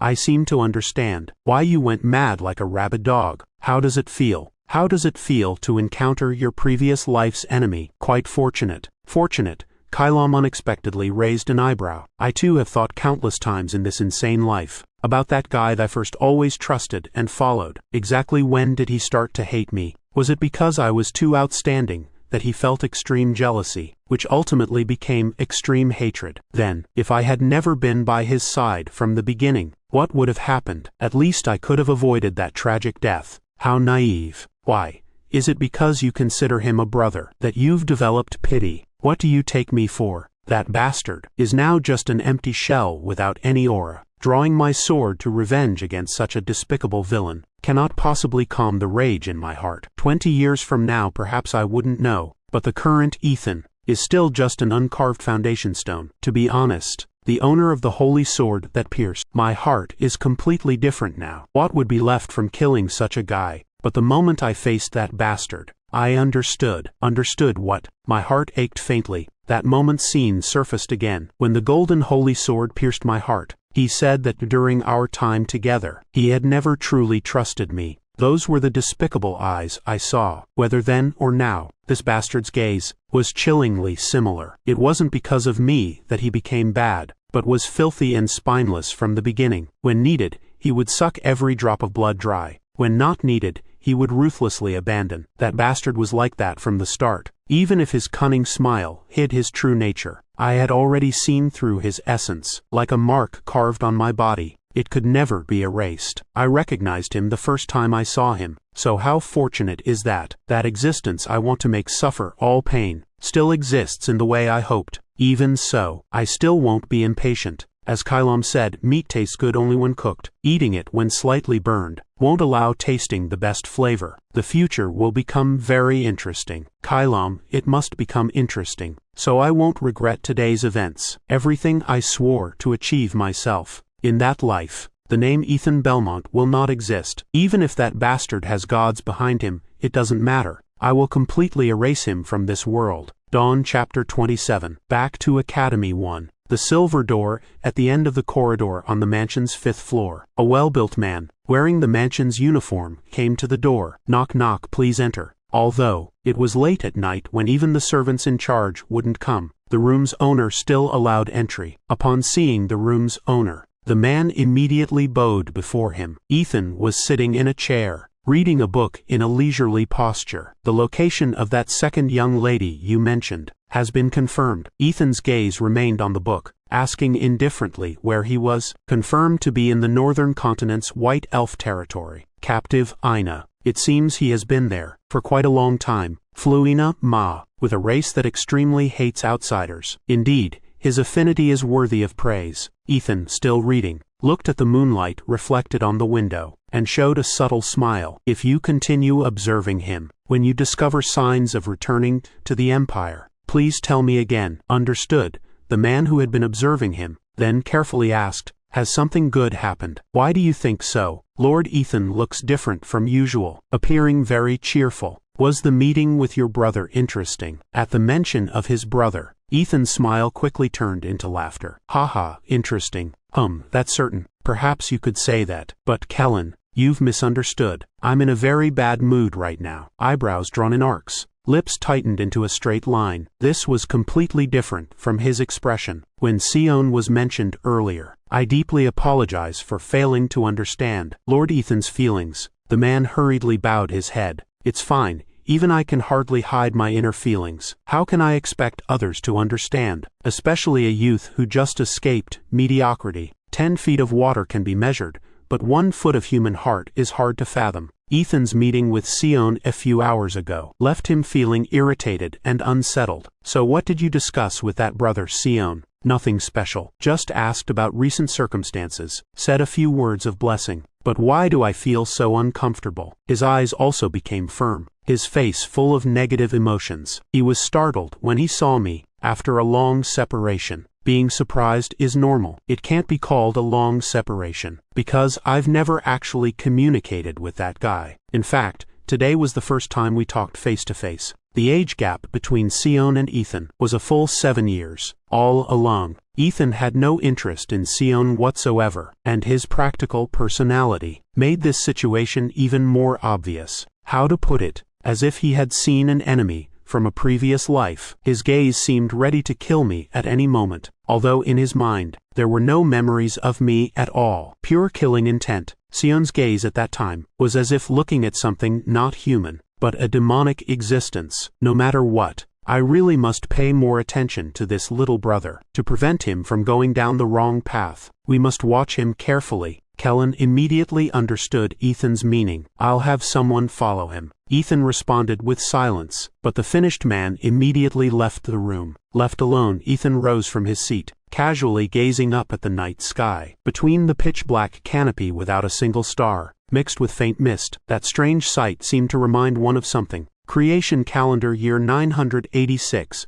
February 18th. The third morning after returning to the mansion, the carriage that had completed departure preparations in the courtyard, and the guard knights waited in advance. Breath in the still cold morning. The breath exhaled in the air naturally appeared. 2 days ago, the desolate scene when Krantz departed formed a convoy. Aside from the coachman and guardian knights, everyone else in the mansion should think I would depart around noon. I didn't want to leave like Krantz, receiving trivial attention, so I deliberately lied, choosing a time no one knew about, to leave alone, except for one person. "Why did you come, Emily?" Emily, standing in front of the carriage, stared at me with angry eyes. The dissatisfaction filling her cheeks could explode at any moment, making one feel uneasy. "How disappointing. Young master, I told you from the beginning, the academy doesn't allow bringing personal servants. It's not that I don't want to take you, but that I can't take you." "Then, you should have told me earlier. Why did you only tell me the day before?" "If I said it was because I feared your hysteria, would you understand? I wanted to tell you as soon as I returned to the mansion, but because of an unexpected encounter, I forgot." Not being able to bring personal servants was actually a lie, according to academy law. In principle, servants are prohibited from entering, but everywhere has ways around the rules. If the companion's identity isn't a servant, but a guardian knight, the situation would be different, since nobles from the empire and across the continent would all gather here to protect personal safety. The academy wouldn't restrict this, therefore nobles would use the method of disguising servants as guardian knights to let them enter. Through this method, servants could easily be brought in, and it was actually frequently utilized. Emily could also be brought in through this method, but I didn't do this. Perhaps for her, the academy was a more harsh and ugly place than the front lines, but I'm still very grateful to you. If it weren't for you, I might not have been able to persist in this mansion. Save the sweet talk. Go on, take good care of yourself. Although Emily waved her hand in denial, the blush on her face couldn't be hidden. Seeing this scene, I unconsciously showed a faint smile. Although calling her mother was somewhat forced, she was more like a kind older sister. Whether in my previous life or this one, she was my only precious maid. Even more than that, since the distance was so far. Once I headed to the academy now, I probably wouldn't return, for a short time, not knowing when we'd meet again. I only hoped she could stay healthy and safe. Then I'm leaving. Emily, don't cause trouble. Take good care of yourself. Young master, don't get isolated either. Don't get depression or social anxiety and commit suicide. Indeed worthy of being my maid. Really something that completely destroys one's compassion. I boarded the carriage without hesitation. Drive. With the coachman's powerful command, the carriage departed. Guardian knights followed behind. The destination was the Royal Academy, located in the city of Luwin in the Empire's southeast. From Belias, on the western border, to the most remote city, was actually the farthest place in the Empire. Time was pressing. To not be late for the entrance ceremony, we had to hurry. But even being late wouldn't matter. I wasn't going to be an honor student. Although it was the continent's top educational institution, I had already mastered this knowledge. Although review was important, I wasn't a senile old man. No need to review multiplication tables. This level of knowledge. Of course, this was only by my standards. It wasn't really only multiplication table level education. I was going to the academy now, only for my own purposes, as long as I tried not to attract others' attention, and did my own things well. Perhaps this would be more difficult than life at the front lines. Knock knock. Before I knew it, the carriage had left the territory, racing across the vast plains. Around us, exactly 6 guardian knights escorted the carriage. Somehow I feel like blood will be shed before we even begin. The sunset gradually sank into the western sky. The rhythmic hoofbeats stopped. I also naturally opened my eyes. Just as I was yawning, a knock came from outside the door. "Young Master Sion, it seems we can only camp here today," I asked without showing emotion. "Where are we now?" "We're near the central city of Safine. We should reach the city tomorrow morning." He was lying. Near Safine, there was no forest that gave off such a strong grass fragrance. We'd need at least another day. I understand. Call me when you're ready. Understood, young master. The knight's footsteps gradually faded away. At the same time, Kylom in my chest revealed his form. He looked directly at my face and said, "You know, don't you?" Of course I know. I knew from before departure. How did you make enemies everywhere so quickly? At this rate, you'll die an unnatural death sooner or later. Genius dying young is one thing, but it would be strange if assassins didn't come looking for trouble. Just to survive, kill them all. Although I had expected this, I didn't think it would happen so quickly. This wasn't a place with sparse trees, nor was it a forest ravine where people would disappear without attracting attention. To actually camp here, it was so blatant, it wasn't even funny. Tap tap. After a moment, the knight's footsteps came from outside the door. The sound stopped precisely at the door. I didn't sense them moving to other places. If they had come to greet me, that would be troublesome. These knights were now surrounding me. Young Master Sion, you can come out now. Since they're calling me out, I'll come out. I opened the door and walked out without concern. To prevent me from escaping, 6 knights surrounded me. They each looked at me, with different expressions and gazes. If there was anything they had in common, it was that they all showed a kind of pity. Were these unrelated people now sympathizing with me? First, I pretended to act as if nothing was wrong. I took a deep breath of the fresh mountain air. The air is really nice. Is there such a forest near Safine? The knights remained silent. I naturally posed the next question. Who ordered you to do this? Some knights' gazes wavered, but they still maintained their silence. Have you all collectively become mute? Confucius said you should respond. Snicker, from my 3 o'clock position.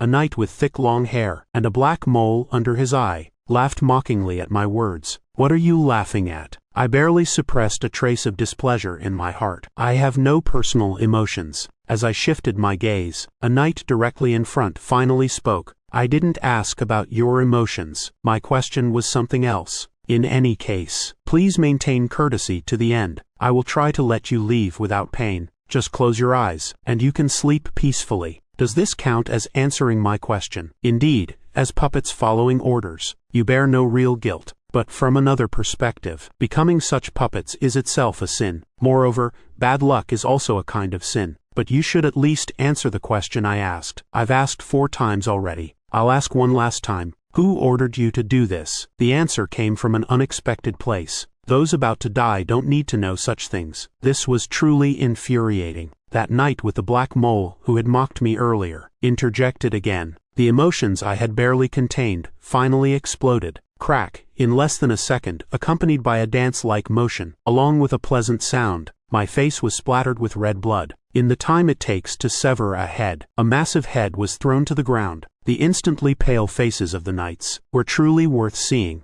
To be continued. Chapter 28. Back to Academy 2. As if death itself had passed through. The surroundings were filled with the scent of blood. Brian Kendrick, a formal knight of Belias, found the scene before him unbelievable. Every second or less, he would hear the screams of knights. At the same time, crimson blood rain fell from the sky. Could this really be something an 11-year-old boy could do? The boy's gaze shifted from the corpses to himself. Meeting the boy's eyes, Brian's legs gave out, and he collapsed to the ground. Sion Belmont, son of the Continental Guardian, Duke Williams Belmont, just 1 year ago, he was still mocked as the family's waste. However, in nearly a year's time, he became the most watched heir in the territory. The heir recognized by the Duke, the young master who saved the princess from demon beasts, the survivor who returned from the evil dragon's maw. Those who didn't know might even wonder whose story this was. Sion's reputation rose rapidly, but had he learned assassination techniques from some knight? Even those renowned high-ranking knights couldn't possibly display such cruel swordsmanship, or that small sword like a lady's hairpin, first severing the weapon-holding hands, then the legs, finally the head. To witness this scene without fainting was simply miraculous. Without hesitation, Sion, who performed such cruel acts, calmly walked toward the west, cleaning himself up, as if this was a common occurrence, appearing very natural. Do knights nowadays also work part-time as coachmen? Sion asked casually, but Brian couldn't answer what he actually wanted to say. His trembling throat could only produce helpless sounds. After washing his face, Sion walked over, knelt before him and looked him in the eye. This phrase was like ghostly words, stimulating his nerves. This meant confessing everything without resistance. Standing before him was no longer that little boy, but a cruel death executor who could send people to hell at any moment. Brian, shrouded in fear, as if hypnotized, began confessing everything. It was Duchess Margaret who gave the order to assassinate young Master Sion on the way to the Royal Academy. This was the secret instruction we 7 knights received. The reason, I don't know the specific reason, but I heard that before 4th young Master Krantz went to the Academy, he had pleaded with the Duchess. I think she might have accepted this request and issued this command. We were only speculating privately. Sion smiled bitterly and helplessly. No wonder he fled in panic. The questions continued. So if you had successfully killed me, what were you planning to do afterwards? We would just return and report the situation, saying you died in a bandit attack, then collect the reward as agreed. Reward? Hearing this story, Sion couldn't help but laugh. You're all rookies, aren't you? Just became formal knights. Why yes, let me tell you something. You would be executed upon return for failure. Failing to protect me and letting me die. Do you think they would accept that? Of course, they would pursue responsibility for mission failure and make you pay the price. Brian's eyes rolled frantically. Moreover, giving rewards to rookie knights, rather than professional mercenaries. Even if given, would they dare let those who killed a ducal heir go free? But she guaranteed our safety. Sion finally said with pitying eyes, indeed, as rookies. How could you understand the Duchess? It's nothing serious. You're just tools she used and discarded. Ignorant tools to be used and discarded. Actually, with a little thought you'd know. Suddenly issuing an assassination mission to 7 rookie knights. Though it might seem suspicious, they were territorial knights acting desperately, after all. Anyway, it was just bad luck. They had no right to refuse, and were thrown into the abyss of death. Brian, realizing the truth, trembled all over. With indescribable feelings, will I also be killed? He seemed somewhat resigned to his fate, asking carefully, why do you think so? I have nothing left to say now. There's no reason to keep this useless me alive. Sion looked down at him silently. Don't you resent me? We were the ones who wanted to kill the young master first. What right do we have to harbor resentment? Sion said with an indescribable smile. Being useless and being without value are 2 different things. What?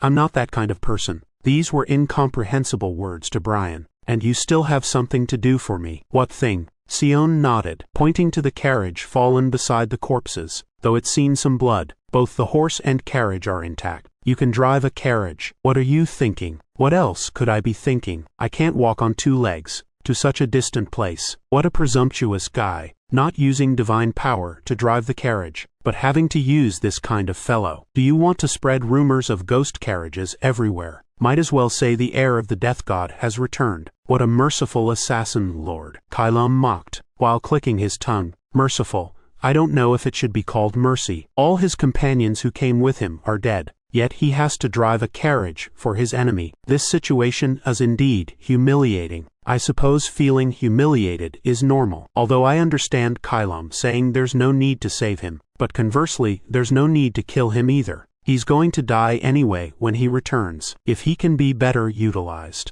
it's also a chance at survival for him. This way both sides can benefit, right? I stuck my head toward the carriage driver's window. Knock knock, vigilant eyes and a tightly gripped stance, neither fast nor slow, at an appropriate speed, and skillfully avoiding obstacles. Despite traveling on rough wilderness, the carriage didn't jostle at all. The riding experience was very comfortable, so much so that I actually fell asleep en route. This says everything, thank you. Brian heard unfamiliar footsteps. Looking back and seeing me, he was startled. This shock caused the reins to jerk. The carriage shook violently. Do you need anything? No need. Focus on driving. Yes. Brian hurriedly adjusted his posture, continuing to drive normally. How old are you? Oh, I'm 19 this year. 19, the same age as Emily. You drive so steadily. You seem more suited for this. How did you become a formal knight? Brian scratched his head awkwardly, answering carefully. Actually, I was originally a menial knight, just doing odd jobs around the territory. Recently, the territory's formal knights were largely pulled away. I was just lucky to become a knight. Why were the territory's knights pulled away? I don't know the specific reason, But starting 1 year ago, nobles throughout the empire have been recruiting private guard soldiers with excellent treatment. Many capable knights have already left. Since I was at the front lines for so long, I wasn't aware of this news. Indeed, the knights guarding the front lines are mostly members of the Order of Light, separate from the Territorial Knight Order. But this was still an unexpected fact. I hadn't expected Territorial Knights to be pulled away to this extent. It seems something unusual has happened. So you became a knight to make up numbers. Yes, becoming a formal knight isn't that easy. I just felt lucky. After all, such opportunities aren't common. Even after becoming a formal knight, the work is still the same. I'd say you're quite lucky too. If you were wearing armor instead of coachman's clothes, you would have died there as well. As silence continued, the city's outline began appearing at the wilderness's edge. Look, Safine, young master. A city in the empire's center. Though Safine isn't a large city, it's quite prosperous within the empire. Slowly decelerating to reach the checkpoint, armed guards blocked the carriage. Where are you coming from? Brian, sitting in the coachman's position, couldn't speak, just sweating. Anyone would think he was hiding corpses behind him. I got off the carriage and directly showed the Belmont family crest to the guards. I am Sion Belmont, son of Duke Belmont, heading to Lewin for the Royal Academy. After the guards confirmed the crest, they began examining my attire. They say the most direct way to confirm someone's identity is to look at their clothing. My neat and luxurious silver uniform represented my status. Are you traveling alone? There's a coachman and guard knight beside me. The guards looked suspiciously between me and Brian for 2 or 3 seconds. Understood, you may pass. The guard who completed the procedures immediately cleared the way. Though it's somewhat bold, if you have the chance, it would be best to hire several guard knights in the city. The Empire's situation has been tense lately. Thank you for the advice. I'll consider it. I boarded the carriage again and entered Safine City. Upon entering the city, I felt an oppressive atmosphere. Is it martial law? Throughout the streets could be seen numerous armed guards carrying swords and spears. From what I knew, Safine during this period shouldn't be like this. I had an uneasy feeling. It seemed more than just passing through this city. Young master, where should we go? To an inn, as long as we can stable the carriage. Luxury doesn't matter. Understood. First put down the luggage and slowly check the situation. To be continued. Chapter 29. Heading to Academy 3, boss. Another serving of roasted suckling pig. Our table's out of wine. Hurry and bring some over. In the noisy atmosphere, intoxicated men drank roughly and loudly. For an 11-year-old boy, this place wasn't quite suitable. But it didn't matter. This country wouldn't prohibit drinking. Just because someone was underage, I didn't mind. I casually found an empty seat and sat down, as if by agreement. Dozens of gazes turned toward me. I also surveyed the people sitting at the tables. Ordinary swords and armor with nothing special. Most were mercenaries who made a living accepting commissions. This place isn't suitable for a young little master. An adult woman wearing red silk clothing walked over to take orders. She was about 20-something years old. Her low neckline caught my attention, but I didn't pay it any mind. You don't look like you're here to drink. What would you like to order? Her tone was slightly impatient. Of course I'll order. Give me your best dish. I didn't show it, taking out a gold coin from my chest and handing it to her.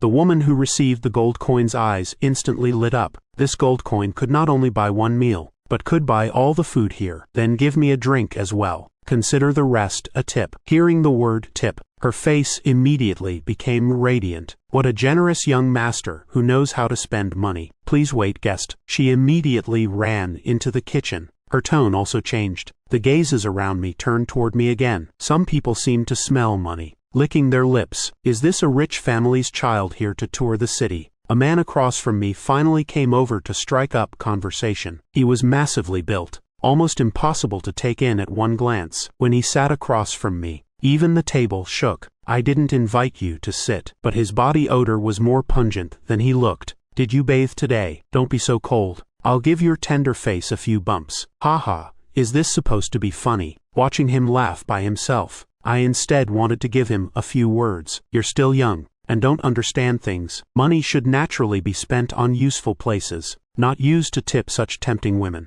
I don't know what he's trying to say. Moreover, in times like these, without guards, traveling alone might result in silent death. How about it? regardless of your destination. Would you like to hire me for protection? I couldn't help but laugh out loud. Wasn't it enough that knights were all transferred away, now using such low-level mercenaries? This person wasn't worth considering at all. Since you're a young master, I'll make it especially cheap. Get lost. The surroundings began whispering again. What did you just say? I said get lost. I don't want to see your face while eating. The mercenary's face suddenly turned bright red. This young master has quite a sharp tongue, but you should watch who you're talking to. Otherwise that pretty face of yours might get ruined. This guy pretentiously emanated false killing intent, trying to pressure me. I just wanted to casually pass some time. Didn't expect to encounter such a worthless guy coming to annoy me. I was thinking whether to directly gouge out his eyes and eat them raw, or twist off his fingers and stuff them into every hole on his body. But no matter what I did, it would only dirty my hands. I didn't want to eat with such hands, so I just quietly stared into the mercenary's eyes. When predators encounter their own kind, they don't attack rashly. They communicate through eye contact, comparing each other's killing intent. The first to feel powerless will retreat. Would humans be any different? Dealing with such beast-like big guys, just overwhelming them with pressure is enough. Whoosh whoosh as red aura slowly rose. My hair began floating. The killing intent permeating the surroundings made the air heavy. The guy suppressed by my aura began backing down. Trembling pupils and sweat sliding down his cheeks exposed his nervous emotions. He felt the invisible pressure. If you don't want to get hurt, you'd better leave immediately. I'm truly sorry for disturbing your meal. The mercenary left with a humble apology. I thought he would return to his own seat. Instead, he rushed out of the tavern as if fleeing. This guy was more cowardly than I imagined. What just happened? That woman in charge of taking orders had somehow sat beside me. You just drove him away. He left on his own. I insisted I didn't know. That guy is quite famous around here. He approaches wealthy outsiders, then demands high guard fees. That has nothing to do with me. My purpose for coming here is just to handle some business. I quietly prepared for breakfast. The food she brought gave off an enticing aroma. The stew had several large pieces of meat, along with a cup of fresh juice. I specially asked the kitchen sister to add more meat. This is Seifane's specialty, a taste you can't find elsewhere. You'll definitely be satisfied. I'll have to eat it to know. Taking a spoonful, an appropriate amount of food entered my mouth. Crispy butter, combined with elastic meat texture. The taste was quite harmonious. I didn't have any particular feelings, silently putting the meat in my mouth. But are you really traveling alone? In these times, it's rare for nobles to travel without guards. I just don't feel it's necessary. If it's really needed, having a coachman is enough. But it would be better to bring 2 people. After all, they say there are terrible assassins active in the country now. Hearing the word assassins, I instantly froze. Assassins have appeared. Some guys whose purpose is killing, rather than robbery. Do you know the name of those assassins' organization? The name seems to be called something. At this moment, Brian, who had been sent on an errand, entered the tavern. Oh, you're here, young master. It looked like he had been searching for me for a long time, covered in sweat. Get me something drinkable. Yes, please wait a moment. The woman who received the order stood up from her seat. What are you doing? Sit down, thank you. Brian felt somewhat embarrassed, and quickly sat down. What about what I asked you to find out? After arriving at the inn, after he unpacked the luggage, I gave him a task, to find out why the Empire was now so actively seeking guard soldiers, opening his mouth with quite confident eyes. This was very easy to find out, not just Seifene. Currently, this is happening throughout the entire Empire. Even the children on the street know. Thinking that such a widely known story I actually didn't know made me feel somewhat uncomfortable. I heard there are some assassins that appeared, right? Yes, it's a killer organization called Mist. Clang, the spoon in my hand fell into the stew. My originally numb eyes instantly opened wide. Brian was at a loss at my unexpected reaction. Is there a problem? Do you know what Mist is? I asked back with a calm gaze. That's a famous organization. After the New Capital massacre incident decades ago, inheriting a portion of the Death God's wrath, believers formed killing groups, assassinating numerous nobles across the continent. Right, but this is only what's known on the surface. Of course, there are twisted parts among them. But what's important now isn't these things. Based on what do you say they've appeared? They say, the corpses of those they kill are always cut into dozens of pieces. Black mist permeates the surroundings, and most of the people killed are officials who committed corruption crimes, or nobles. This is similar to their past behavior when hiding their tracks. Coincidentally, the shop clerk who came out with tea also chimed in. That's right. So recently, there have been more guard soldiers around the city. Those wealthy people or nobles with some money hire them at any cost for self-protection. Even the Lord here is the same. I temporarily put down my utensils, leaning back in the chair, falling into deep thought. In such an unexpected situation, how should I react? Normally, I might not even look and just walk past, but this time, this wasn't a problem that could be easily ignored. The solution was actually quite simple. I just needed to confirm it with my own eyes. So I pushed back my chair and stood up. Where are you going? Before getting up for water, I handed the remaining half of the stew to Brian. This looks very delicious, but I can't taste it. Leaving behind the bewildered Brian and female clerk, I leisurely walked out of the tavern. Before I knew it, the sun had set. Night had fallen. The streets were filled with a cold atmosphere. So the son of Duke Belmont has come. A bald man playing with a wineglass asked with half-opened eyes. Yes,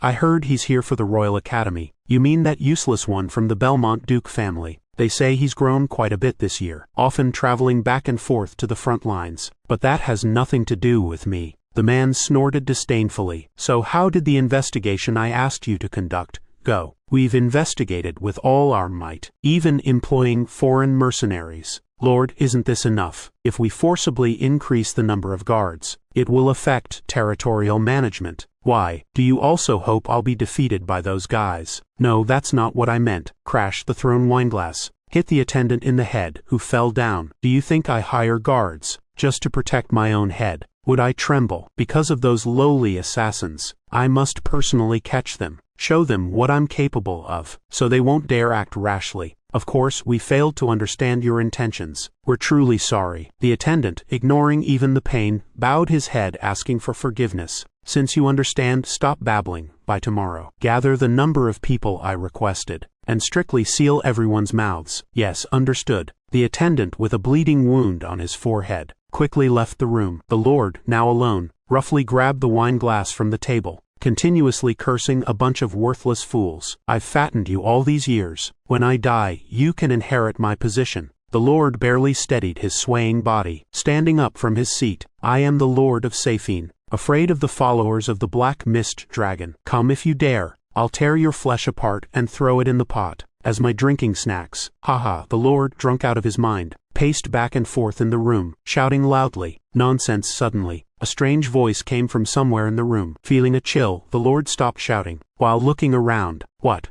Looking everywhere but seeing nothing, only strange black smoke rising from a corner of the room, soon surrounding the Lord. Ah.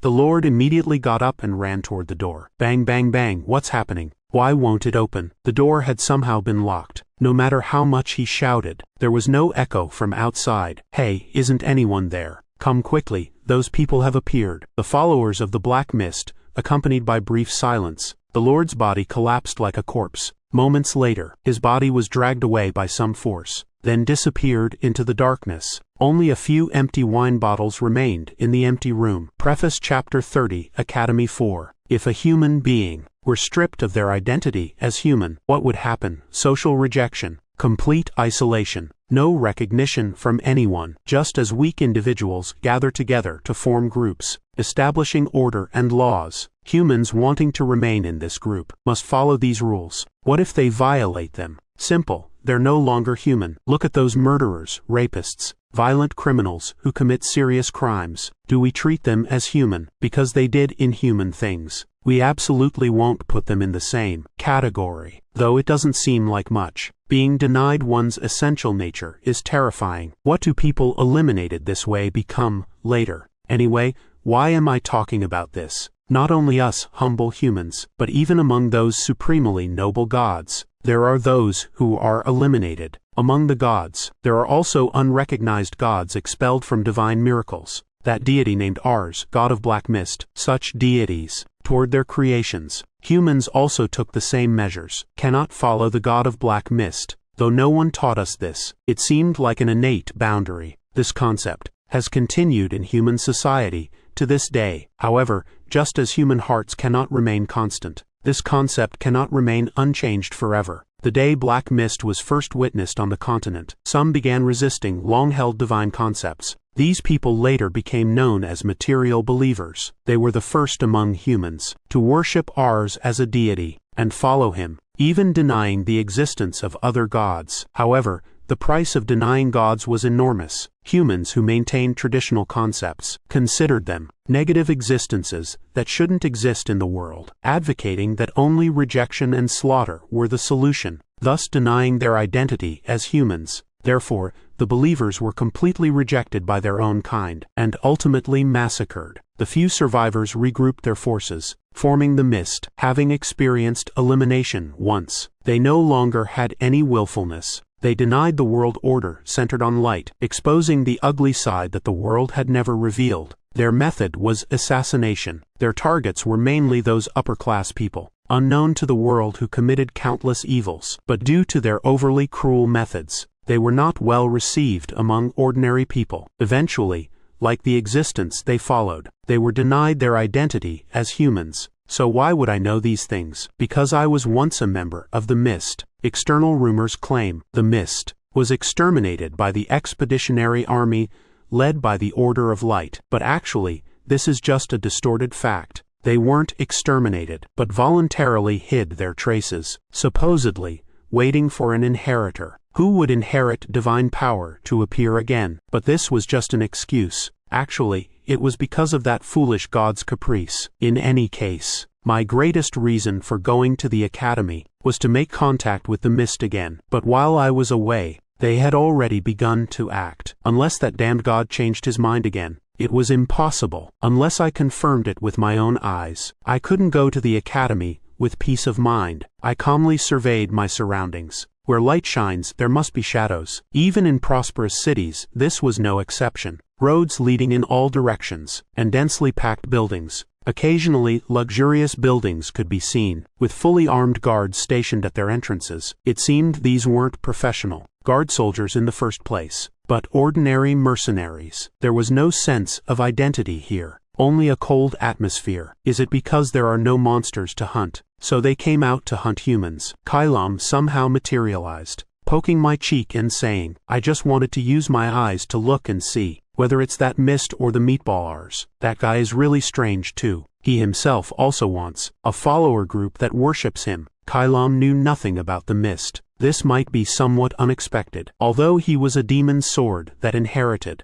divine power related to the Mist, he had been sleeping for hundreds of years. He couldn't possibly know about human organizations, and he didn't like that foolish life that was like his father, finding a needle in sand. How could you find those people who might exist? Nothing much, just casting bait to fish. I walked into the depths of an alley where not even guard soldiers could be seen. Empty surroundings where not even an ant was visible. The perfect atmosphere for quietly killing someone. I thought I had found a suitable place, and crouched down, then slowly closed my eyes, drawing out the black mist aura hidden within my body. Whoosh, thick mist filled the cold alley. If an ordinary person passed by, they would definitely flee immediately. An assassin's duty is to leave no traces, but the followers of the black mist are different. Wherever they are, is always shrouded in thick black mist that couldn't possibly form naturally, as if proving they had once been there. Good. If you're really hiding in this city, you definitely won't ignore the aura I'm now emitting.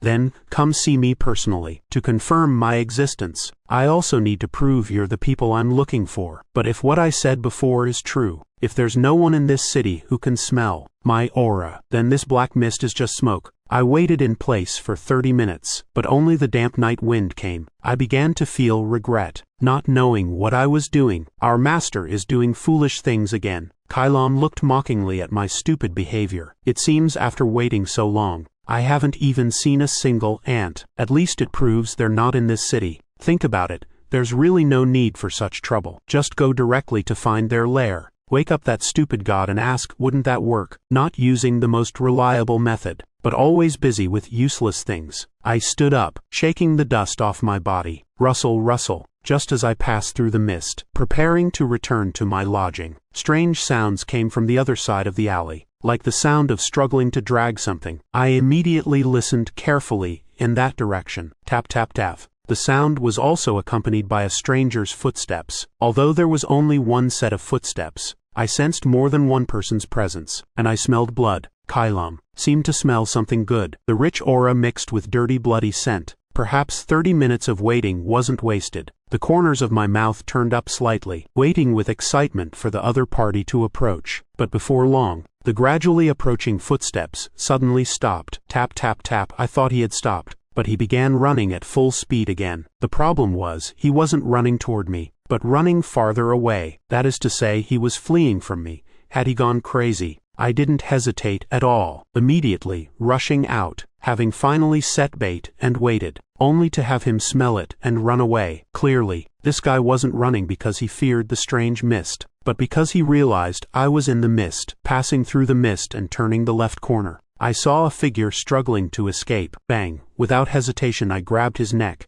pressing him to the ground. Ah! The guy, who was instantly subdued, coughed painfully. I calmed my excited feelings, quickly examining his entire body. Height, approximately 170 centimeters. Weight, about 70 kilograms. Although his face was covered by a black mask, from the feeling of gripping his neck and his voice, he should be a middle-aged man. His extended right hand held a blood-stained wooden stick. Beside his left hand was placed a large bag big enough to fit a person. Red traces showed through the yellow fabric. I could confirm the bloody smell was emanating from here. Hey, the blood-stained stick danced in the air. That guy swung the stick, attacking me, but because my hand was tightly gripping his neck, he couldn't reach me at all. I gripped his neck with even more force. The cracking sound of torn vocal cords and suffocation's agony left him unable to regain consciousness. His whole body stiffened. I barely released him when he was about to faint. This guy was actually a follower of that foolish deity. Kailam poked his head with a finger to see if he was still alive. Black mask, blood-stained club, though I hadn't confirmed it. The bag that seemed to contain a person.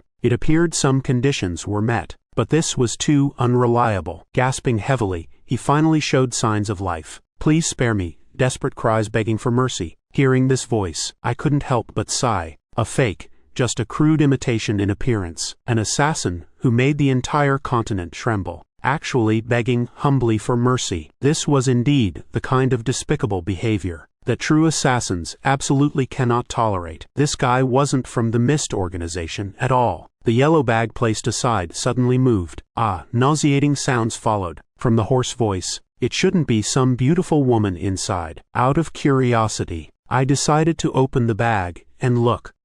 Inside the bag was a bald man, with a belly like a mountain. Though I didn't recognize him from his clothing, he should be somewhat wealthy. His forehead was injured, blood flowing freely, obviously caused by a heavy blow. It didn't look like a fatal strike, but rather to knock him unconscious for easier kidnapping. A waste of effort. I originally came to find the Mist, but ended up involved in an ordinary crime scene. It seemed continuing to get entangled would only give me a headache. That guy, the masked man, with pleading eyes, struggled to reach for the bag. Anyone would think he was holding gold bars. This pitiful sight almost made one want to cry. I sealed the bag again and returned it to him. The eyes under the mask showed confusion. Whatever scheme you're plotting, if you don't want to be torn to pieces, don't do it. You understand, if others see you, you're dead. Soon after, all the surrounding mist dispersed. I left that dumbfounded guy behind, and leisurely departed, to be continued. Chapter 31. Heading to Academy 5. The morning mist dispersed. The round sun rose, contrary to the peaceful sky. The inn's corridor was in chaos. Bang bang bang.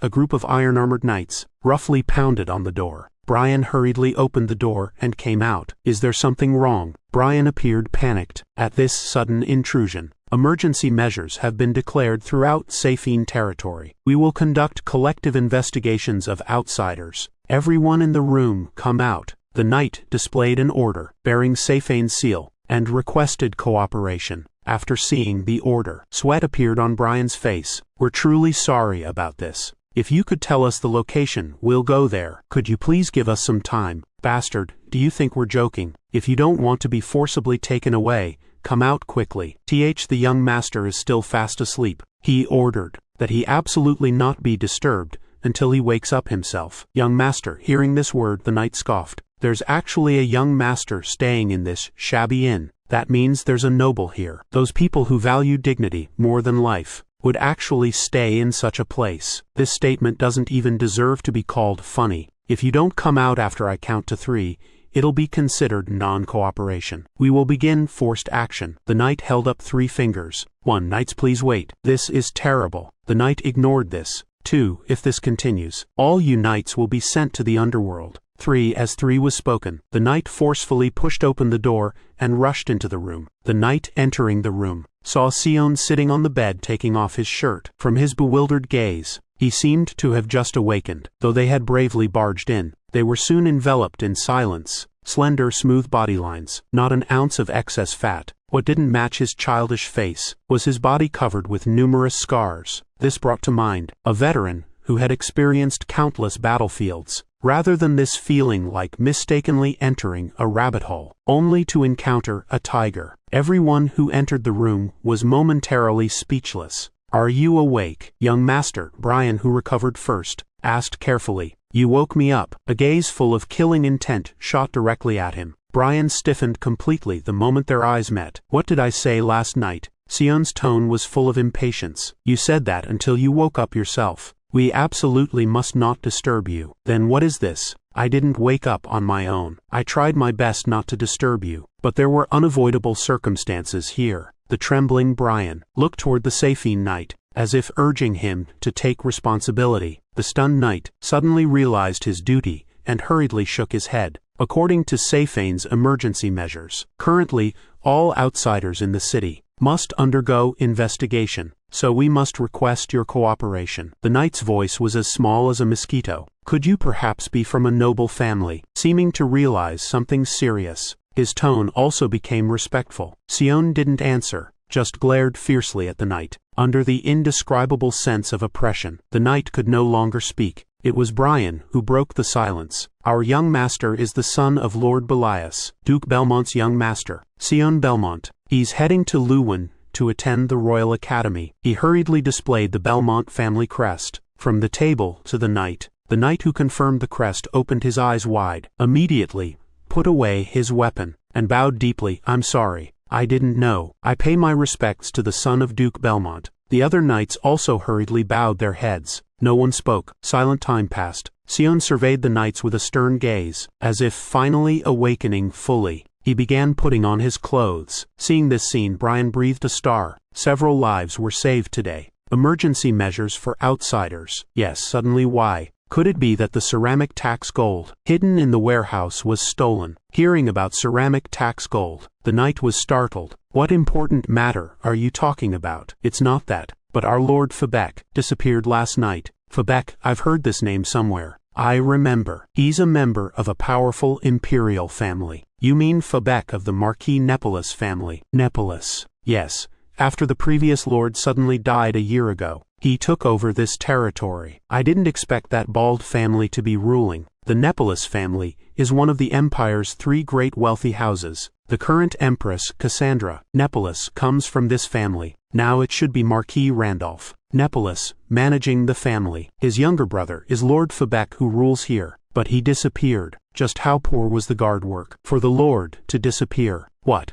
The Lord's whereabouts being unknown is indeed a big matter. But what does this have to do with us outsiders? Well, this is, how should I put it, actually seeming to hide something. He scratched his head. "Anyway, aren't you going to call us all for interrogation? Then you should have something to say. Stop beating around the bush and speak." Clearly, they came to investigate. How does it feel like the roles are reversed? The knight, who thought repeatedly, finally, as if making up his mind, closed his eyes and said, "Actually, our lord now isn't just simply missing, but was kidnapped." "Kidnapped?" I continued, asking who the suspect was. "That's still uncertain. But recently, hasn't there been talk of that organization? Those guys from Mist who supposedly follow the Black Fog?" "What nonsense. They're not here. I personally confirmed this last night. Now, whenever something happens, do you suspect Mist did it? And it's kidnapping, not assassination. If it really were Mist, they would kill the target on the spot, not bother with kidnapping.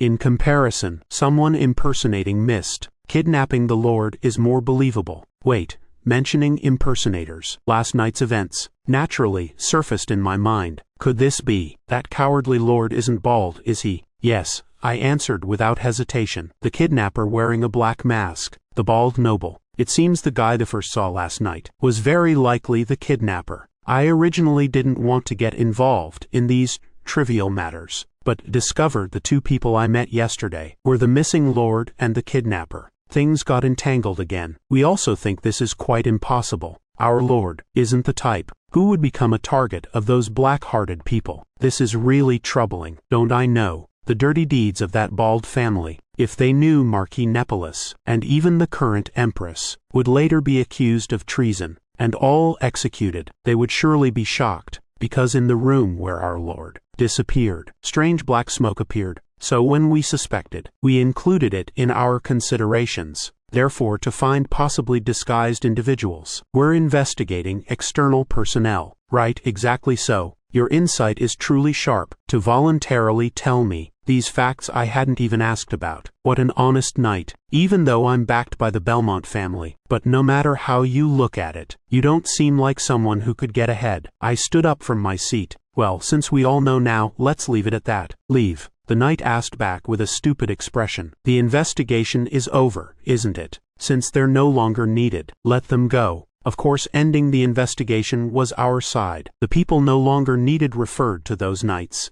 though we achieved no results, and were even interrogated instead. There was nothing to be done. At least I could confirm I wasn't a criminal. I dismissed those stupid knights, like shooing them away, then immediately began preparing to leave.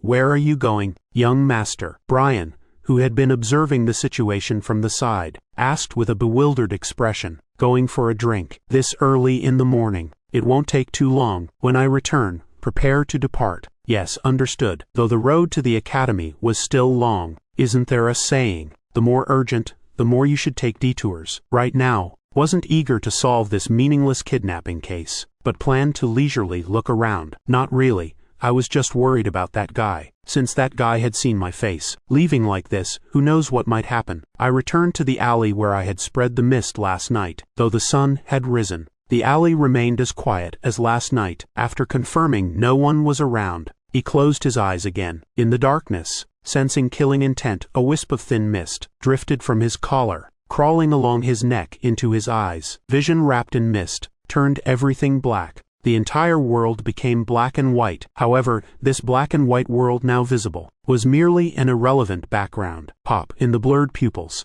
A red light gradually reflected. That intense light penetrated long walls and densely packed buildings, identical to the killing intent I felt from that guy last night. Completely the same. He passed through the alley, quickly heading toward where the red light emanated. Following the light, he arrived at a dilapidated house. It didn't look like an empty house, but honestly, it was already as ruined as ruins. In other words, this was an ideal place for hiding bodies or kidnapping and imprisoning people. He naturally knocked on the door. Knock, knock, knock. After knocking, he waited 1 minute, during which he knocked several more times. But there was still no response from inside, though I clearly sensed someone's presence. They were pretending not to be there. He prepared to forcibly break down the door, taking a step back to adjust his stance. This kind of dilapidated wooden door didn't require taking out. Kylom, one punch would shatter it. The motion of clenching his fist lasted only a moment. The door suddenly creaked open. Who are you? He couldn't help but panic. The one who opened the door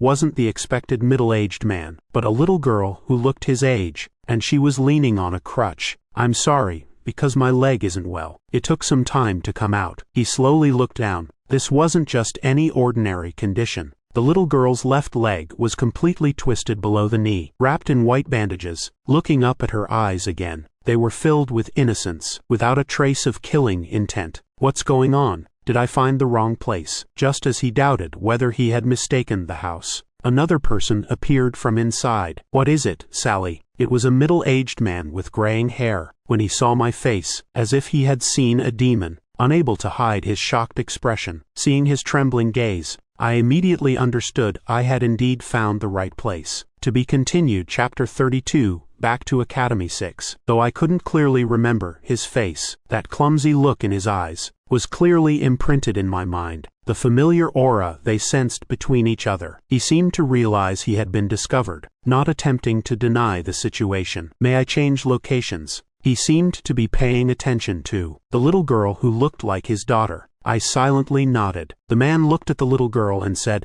"Sally, Daddy needs to talk with this gentleman for a while. Can you wait inside for a bit?" "Okay, I understand." The little girl smiled and walked inside. The man who sent his daughter away led me with a stiff expression. "Please, this way." The place he took me to was an empty lot behind the house piled with discarded wood. Though he wasn't looking at me, from his worried looking back, I could still sense undissipated killing intent. "Are you one of the Lord's people?" the man who turned around asked with an anxious gaze. "If I were, I would have captured you last night," I answered nonchalantly. "Is that child just now your daughter or granddaughter?" "She's my daughter. She seems physically inconvenient." "Was it from birth?" The man didn't answer, but emanated threatening killing intent, saying, "Could you pretend you didn't see anything, and leave like yesterday?" Faced with such an absurd attitude, I couldn't help but laugh. "Don't misunderstand. The initiative is in my hands now. I can take you away alive. If it's troublesome, I could just chop off your head." His eyes were still full of wariness. "Don't my words sound reasonable? If you can do it, come try. Is that club at your waist for wiping your ass? External disguises can't hide everything." I knew he had been hiding weapons from the start. The pale-faced man soon took out the hidden club and threw it on the ground. He realized he had no choice. "What do you want?" "First, take me to where he is." The man's gaze then turned in one direction. The view focused on the interior of the empty lot. There was a small wooden hut that looked recently built. I hesitated no longer and stepped forward. Creak.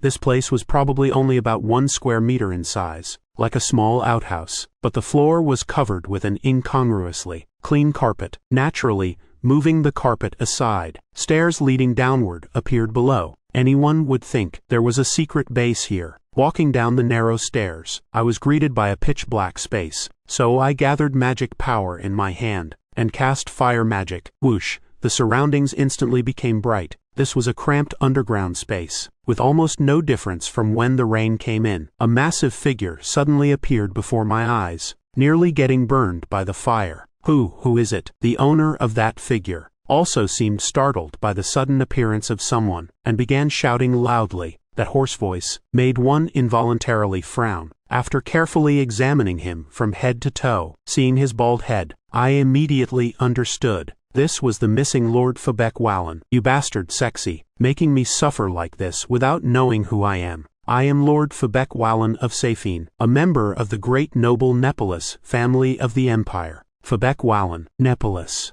"As soon as I get out, I'll skin you one by one, grind your bones to powder and feed them to livestock. Hands and feet bound by iron chains, vision blocked by an eye patch, even while suffering torture, not caring about pleas." He still spoke with malice. To avoid getting splattered with saliva, I stepped back, bang, and ended up bumping into a small table in the corner. On the table was placed a very familiar black mask, so it was made from a carved wooden mask. It really looked authentic. The man remained silent. Beside the mask was placed a dark red stone the size of a fist, with weak magical fluctuations around it. So it was a fire stone. I was wondering how they produced the black smoke. So these things, the knights were fooled by such crude deception. Small artifact firestone. This was a type of magical flint that could create fire without using magic. Though this was an artifact commonly used by long-distance merchants. Easy to obtain, but I hadn't expected they would use such a low-level thing to imitate. "The mist, that was just good luck." The man turned his head and answered, "Right, it was good luck. If this were in Belias, or other cities near the imperial capital, it would be impossible. It's only possible because this is such a low-level city. Further investigation would be needed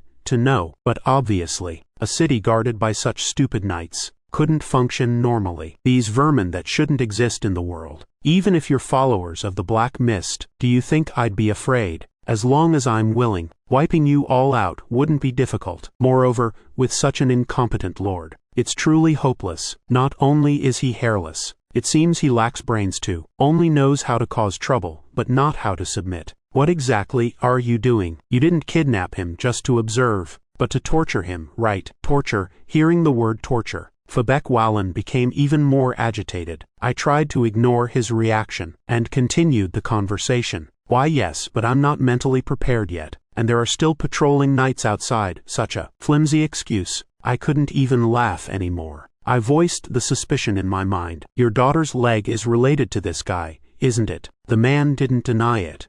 How did you know? Just felt that way. I showed no abnormal reaction, continuing to say, such a precious child, got injured because of this stupid pig. What parent wouldn't be angry? So you made up your mind, carefully planned, successfully kidnapped the Lord, but hesitated when it came to the next action, right? The man cried out pitifully. Even if I do this, my daughter's leg won't recover. This behavior actually has no meaning. The man, with tears in his eyes, began telling his inner story. I was the personal servant of Seifane's former lord. I personally followed by his side, responsible for handling matters related to city operations. I hadn't expected that someone from the former lord who died a year ago would still be here. The former lord was a very selfless person. He had no personal agenda. His heart was solely focused on the city's prosperity. Unfortunately, he died early due to chronic illness. Then what? He had no heirs, nor did he designate other successors who could inherit the lord's position. Therefore the royal court sent a new heir. That was this Lord Fabek. You could tell at a glance. This was obviously the result of the current empress's power,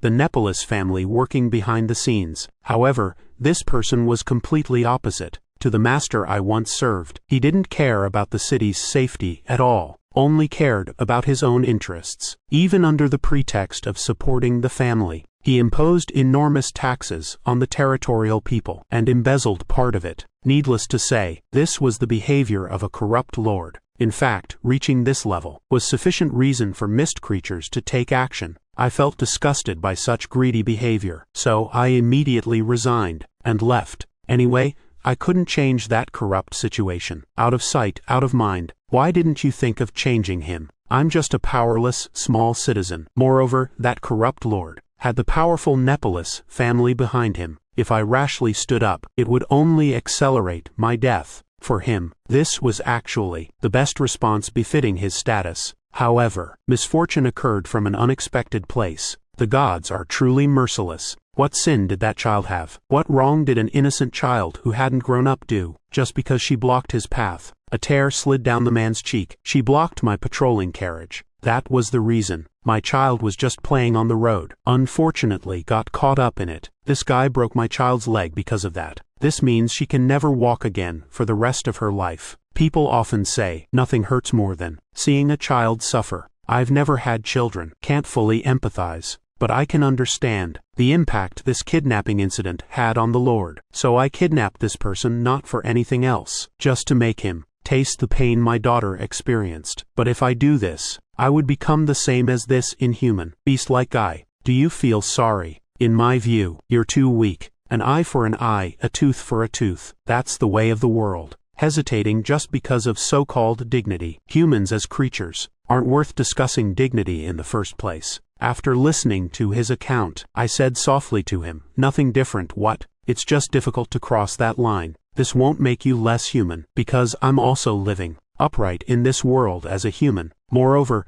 this guy wasn't human to begin with. A corrupt lord who evades taxes, a morally depraved person who injured a child. Even if a real monster took action, it wouldn't be surprising. While he looked bewildered, I picked up a heavy wooden club from the corner. Soon after, terrible screams echoed throughout the basement. Bang! The terrified man hurriedly shouted, "You, what are you doing?" "I'm just doing what you didn't do." Once, twice, each time I swung the club. The secret room made huge sounds. I especially concentrated on attacking his left foot. Fabek, who had been cursing nonstop, now had only painful screams left in his mouth. "Please spare me. I'll do whatever you command. Just please spare me." Without much beating, he already began desperately begging for mercy. This is the ugly nature of humans. Only after experiencing pain can they recognize their situation. If you plan to end it so easily, you shouldn't have started in the first place. Taha. My torture continued for about 10 minutes before stopping. The punished Lord Fabek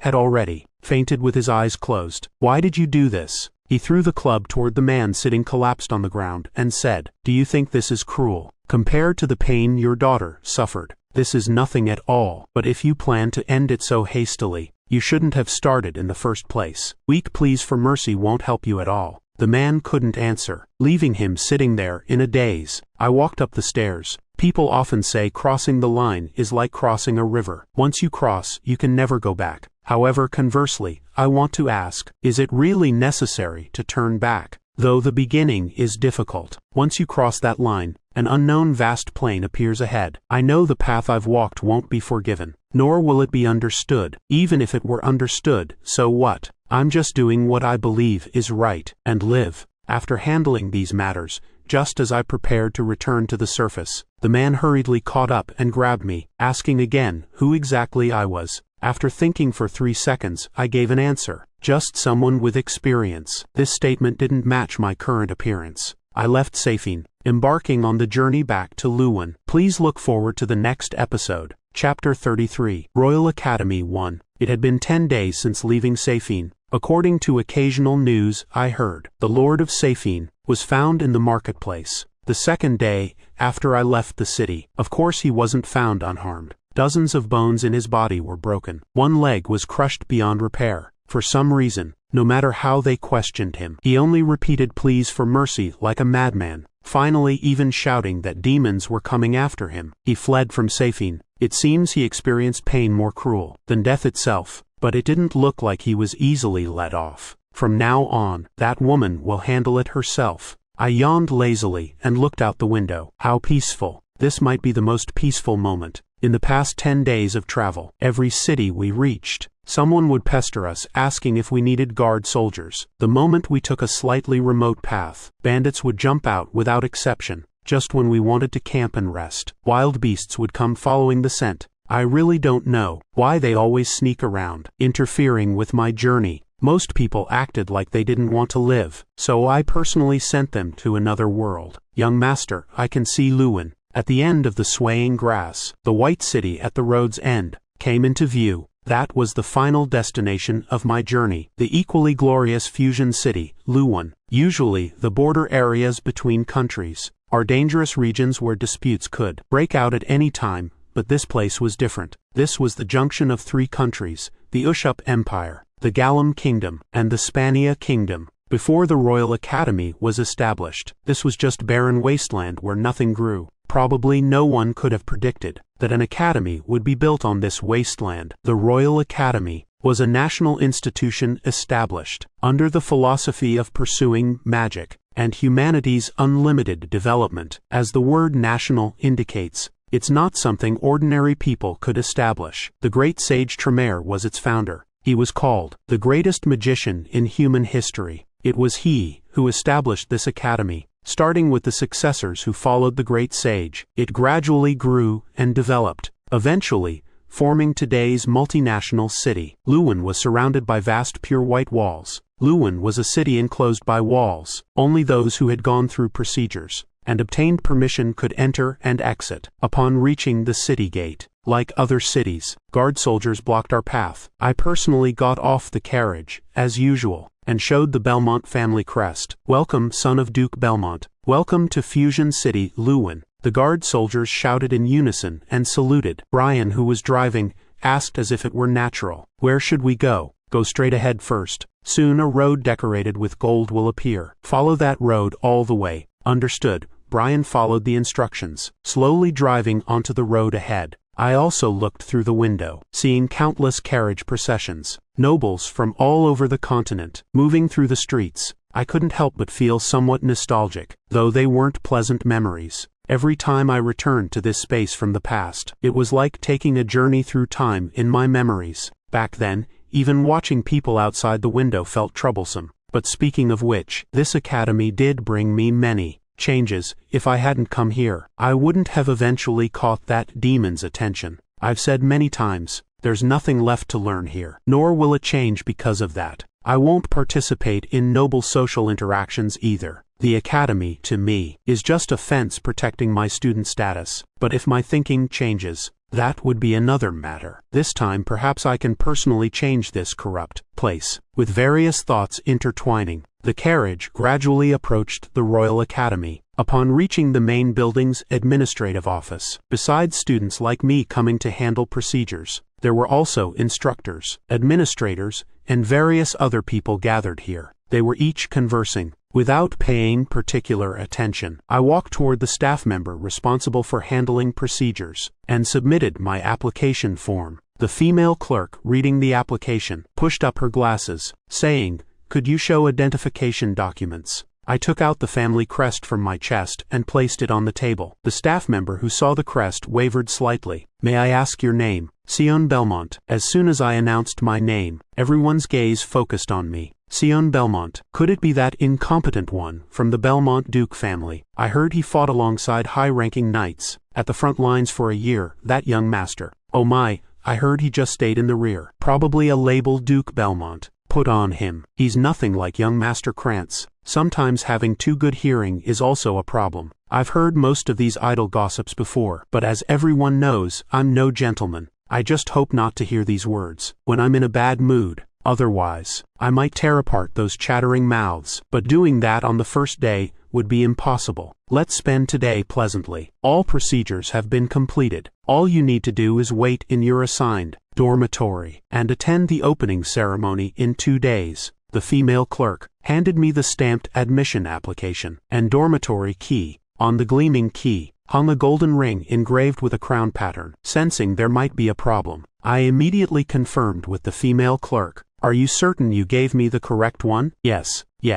Duke Sion has been assigned to the royal dormitory. This was selected through official procedures. You can rest assured." Hearing the words royal dormitory, there was another commotion around us. "What do you mean, selected through official procedures? This matter itself is unreasonable. In my previous life, I was assigned to the noble dormitory. That was the ordinary dormitory where most noble children resided, though there were dormitories of even lower grade. Generally speaking, as long as the family status reached baron or above, regardless of rank, they would all be assigned to the same noble dormitory. However, this royal dormitory I received now was not an ordinary dormitory. Royal, as the name suggests, refers to royalty. This was the highest level dormitory that only a few countries' royal families and imperial family members could use. Of course, besides direct royal family members, sometimes it would also be assigned to influential families with close ties to the royal house. But I didn't belong to this category. This must be someone's behind-the-scenes manipulation. Could it be father's arrangement? Position is certainly important, but if he directly requested the emperor, it wouldn't be impossible. But honestly speaking, there's no need to go to such lengths. Sister Alice was the same way. Even that bastard wasn't assigned to the royal dormitory. Needless to say about that guy Krantz, I had intended to act low-key, but didn't expect to attract enormous attention on the first day. I estimate around tomorrow there will be many people discussing how a non-royal noble child was assigned to the royal dormitory. I just hope these words don't reach my ears. To organize my luggage first, I took the carriage to the corresponding dormitory. Even in my previous life, having spent 6 years of academy life, I had never been to this place. I thought it would be slightly more luxurious than the noble dormitory.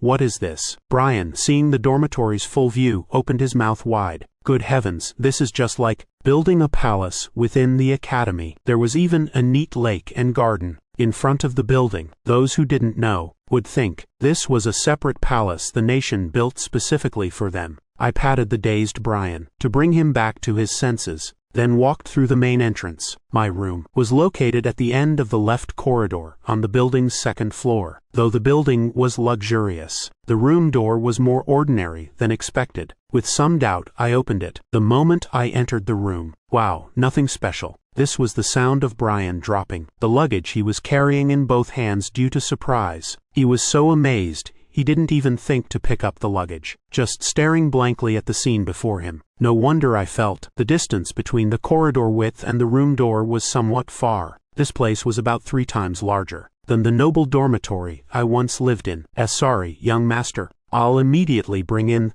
the remaining luggage. Brian, coming to his senses, hurriedly went out, and brought in all the luggage from the carriage. During this time, I leisurely walked around the room, checking what was inside. Soon, Brian, having finished organizing the luggage, came before me and said with his head lowered, "All the luggage has been organized, young master." Sweat was pouring down his face. "Thank you for your hard work. You can leave now." "Yes, understood." "Wait, what?" Brian seemed not to understand my meaning, tilting his head and asking, "You can leave now, since we've already arrived at the academy. Your task is complete." I took out a small bag from my chest and threw it to him. Since there's no need to spend money within the academy anyway, I gave him all the gold coins on me. His expression upon opening the bag was quite interesting. "Why are you giving me these things? When work is done, appropriate compensation should be received. Wherever you go, whatever you do, this money is enough to serve as a new starting point. However, if possible, try to avoid Belias. Of course, if you must go there, I won't stop you." Brian said nothing, just stared straight at the bag full of gold coins. "You might think this is excessive, but I'm not some unreasonable villain. The stable driving and comfortable riding experience satisfied me, so this is his reward. How he lives his life afterward is for him to decide." Click. I thought he had made up his mind, but suddenly, he knelt before me. "Official Knight of Belias, Brian Kendrick, dares to request to serve the noble young master Sion." Did this guy go crazy after seeing the gold coins? My father once said, "If you encounter a master you can follow for life, follow him without hesitation, and dedicate everything you have." Today I choose young master Sion as the starting point of my new life. Please accept my loyalty. I really don't know who your father is, but you speak very well. I originally thought that giving him some gold coins would make him leave gratefully. I didn't expect him to be such a spirited person. Should I call him a servant? It's a different feeling from a servant like Emily. You say he's a master you can follow for life. Yes, I hope to make young Master Sion my master. This is very foolish behavior. What? Brian, who had kept his face buried to the ground, finally raised his head. "You trust me immensely now, but I have no trust or feelings toward you. This means I can abandon you at any time. It doesn't matter, even if I'm abandoned, as long as my existence can bring the young master even a little help. I'm satisfied." This guy is stubborn. So I said, "This is such foolish behavior. What if I betray you in the future?" "Even so, it doesn't matter." "What?" Instantly the room filled with long silence. I had gotten too excited without realizing it, said some unnecessary words. Did that guy from my previous life feel this way when he saw me, a servant, willing to do anything for me? Looking back, when I was desperately running around for that bastard in my previous life, I never had subordinates. The first to step forward wanting to serve me was actually a coachman. How ridiculous. There shouldn't be any harm. If this is fate, if he's willing to give his life for me, then I will also ensure protection for those who protect me. I was different from that bastard from the beginning. I showed a strong smile and said, "Don't betray me in the future." Dawn Chapter 34. Royal Academy 2. There would be approximately 300 new students in the Great Hall. Among them, there might already be some familiar nobles. Even if they didn't recognize faces, they should have heard the names. Probably from the first day of school, students would interact with those around them, trying to establish relationships. The atmosphere would gradually become noisy. The scene would also become increasingly clamorous. At this time, the principal would appear on the podium. He would use magic power to amplify his voice. Then he might say something like this: "You are beings born with obligations," referring to moral duties that match high social status. Students might show indifferent attitudes, thinking he was saying irrelevant things. Then the principal would continue saying, "The title of noble is never something light. The rights you possess are like abilities granted by gods. Therefore you must bear corresponding responsibilities and duties, and demonstrate exemplary behavior befitting upper-class status." Some naive students might be moved by these words, "must bear responsibilities and duties befitting the name of nobility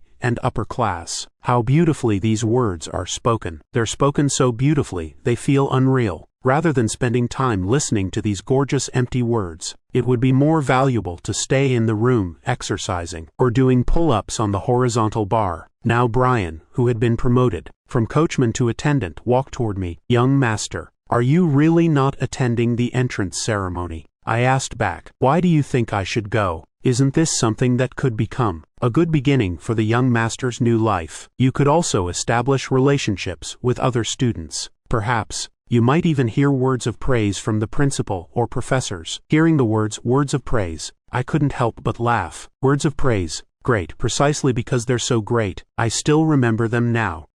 Don't you know what the Royal Academy's rules are? I'm not too clear about this. Leading by example. What you learn here should be polished better, to contribute to the country and people in the future. Isn't this a good rule? He seemed not to understand where the problem was. I shook my head. How many nobles on this land do you think can follow this rule? Incidentally, that Duchess, who initially bought you, also graduated from this academy. Brian nodded with an understanding sigh. If nobles had no greed and arrogance, and truly led by example for the country and people, how harmonious this land would become. There wouldn't even be a day when the mist runs rampant. Of course, it's not that there are no exemplary nobles at all, but nobles, essentially, are not humble positions pursuing livelihoods, but noble positions possessing rights and wealth. From birth, they need not worry about how to survive tomorrow. They are naturally chosen fortunate ones, yet they endlessly pursue desires, talking about sharing and dedication in an already corrupted noble world. This is just a superficially glamorous story, not to mention attending such entrance ceremonies. Anyway, not going won't get me expelled. After completing the target repetitions, I immediately moved to the next exercise without pause. The room had not only horizontal bars, but also various exercise equipment reminiscent of training grounds,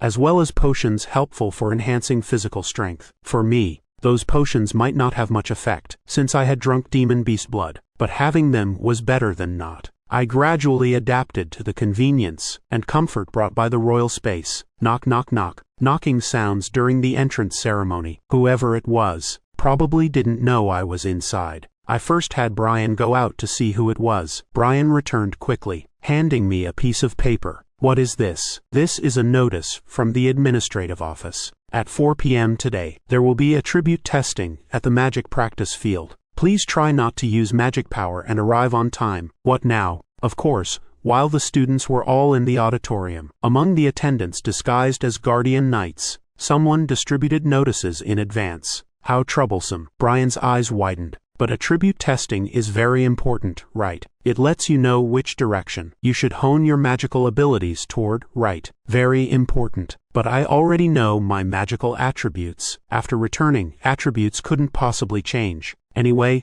this is just a meaningless test. Can't I just write it on paper randomly? Of course not. I'm really annoyed enough, thinking such strange things. A huge, colorful magic circle in the center of the space. A prepared student stood nervously on the magic circle. Buzz buzz, then a small circle appeared at his feet, starting from the subject's toes slowly rising, scanning the entire body. After the test ended, red text was carved on the blue parchment, placed in front of the magic circle. Magic level 1, physical level C, attribute fire 31%. The student who completed the test left the room with the parchment. Soon the next student entered. The testing process was the same. Text was similarly carved on the parchment. Magic level 2, physical level D, attribute water 37%. The moment they saw their level, some students cheered with joy, while others showed disappointment. Still others felt confused about unexpected attribute values. This batch of new students' overall values seem rather high. Instructor Rodan, who was checking results, said, but the attributes are all quite ordinary. Regrettably, most are fire, water, wind, etc. Instructor Sirica nearby seemed somewhat disappointed. Can't help it, we can't make special attributes appear, just because we hope for them. Perhaps there are no students blessed by gods this year. Everyone is born with magic power and magical attributes within their body. If magic power is the energy needed to use magic, then magical attributes. Then attributes are naturally endowed, unique qualities that determine what kind of magic can be cast. Fire 31%, water 37%, wind 42%. The magic circle in this training ground works like this. It detects the highest attribute value the subject possesses, and displays it on parchment filled with magic power. Of course, the values carved on the parchment only show the highest one among the subject's attribute values. So even when attributes are tested, it doesn't mean other magic cannot be used. If the highest value is 31% fire, then the remaining 69% is composed of various attributes like water, lightning, wind, earth, light, darkness, etc., so other magic can also be cast. It's just that the higher the attribute value, the wider the range of development. Usually, most people will enhance their magical abilities based on test results. Next student, please enter. When instructor Sirika called for the next test subject, a silver-haired little girl walked in. Both instructors immediately recognized who she was. Princess Arin. Yes, let's begin the test. Sirika walked up to Arin, who stood timidly, and explained the precautions. Please take off your shoes and step up. Don't come down until the test is finished. Just stand quietly. Everything will be completed automatically. Okay. Arin followed Sirika's instructions and stood on the magic circle. Soon the test began. This test took about 1 minute longer than other students. Soon white text that looked somewhat special was carved on the parchment. Magic level 2. Physical level B. Attribute light. 52% light attribute. The completely unexpected attribute made Arin cover her mouth. Both instructors were also shocked. My goodness. I didn't expect Princess Arin to have light attribute, and the value exceeds 50%. This is truly being chosen by God. Chosen by God. When conducting attribute tests, occasionally students with values exceeding 50% appear. As mentioned before, the higher the attribute value, the greater the possibility of improving magic level. For example, when the value exceeds 50%, it enters a completely new category. When reaching a certain realm, one can even cast extraordinary magic of that attribute, comparable to divine power. Therefore some believe this is God directly bestowing his own power, called God's blood. His Majesty Emperor Dion also has light attribute, right? Yes, it seems the daughter inherited her father's attribute, and her physical level is also very excellent. For the first appearance of light attribute, the new student instructors recorded her information in detail. Princess Arin, with a joyful expression, bowed to the instructors, then left. Testing continued. Next student, please enter. A robust man with dark skin lifted the curtain and walked in. His strong physique that didn't match his age made the instructor's shoulders unconsciously shrink. Please take off your shoes, step up and wait. You cannot come down until the test ends. The magic circle conducted the test, like it did for other students. Magic level 3. Physical level A. Attribute kill 71%. Kill 71%. The two instructors who saw the results exclaimed in unison, "What's surprising isn't just the value. Isn't this wrong?" Magic level 3. Physical level A. Is he really a freshman entering this year? Sirika finally asked the new student directly. However, the male student named Set silently took the parchment with his information and left the room. My God, his personality level is F. He stared at his back and mocked quietly. There's more than 1 or 2 students like this, and that student was Set. Shahak Khan, the first prince of Spania, called the Sand Prince. Yes, his physical level is also high. The attribute is the relatively rare kill attribute. He might be the student with the highest values among this year's freshmen. The instructors recorded his information in detail, just like they did for Aaron's information. Next student, please enter. Time passed. The last student walked into the room. The black-haired boy took off his shoes upon entering, and naturally walked onto the magic circle. Before Sirika could explain the precautions, he acted so naturally, it left her speechless for a moment. Then let's begin. She quickly ran outside the curtain. The test immediately began. Finally, this student is the youngest son of Duke Belmont.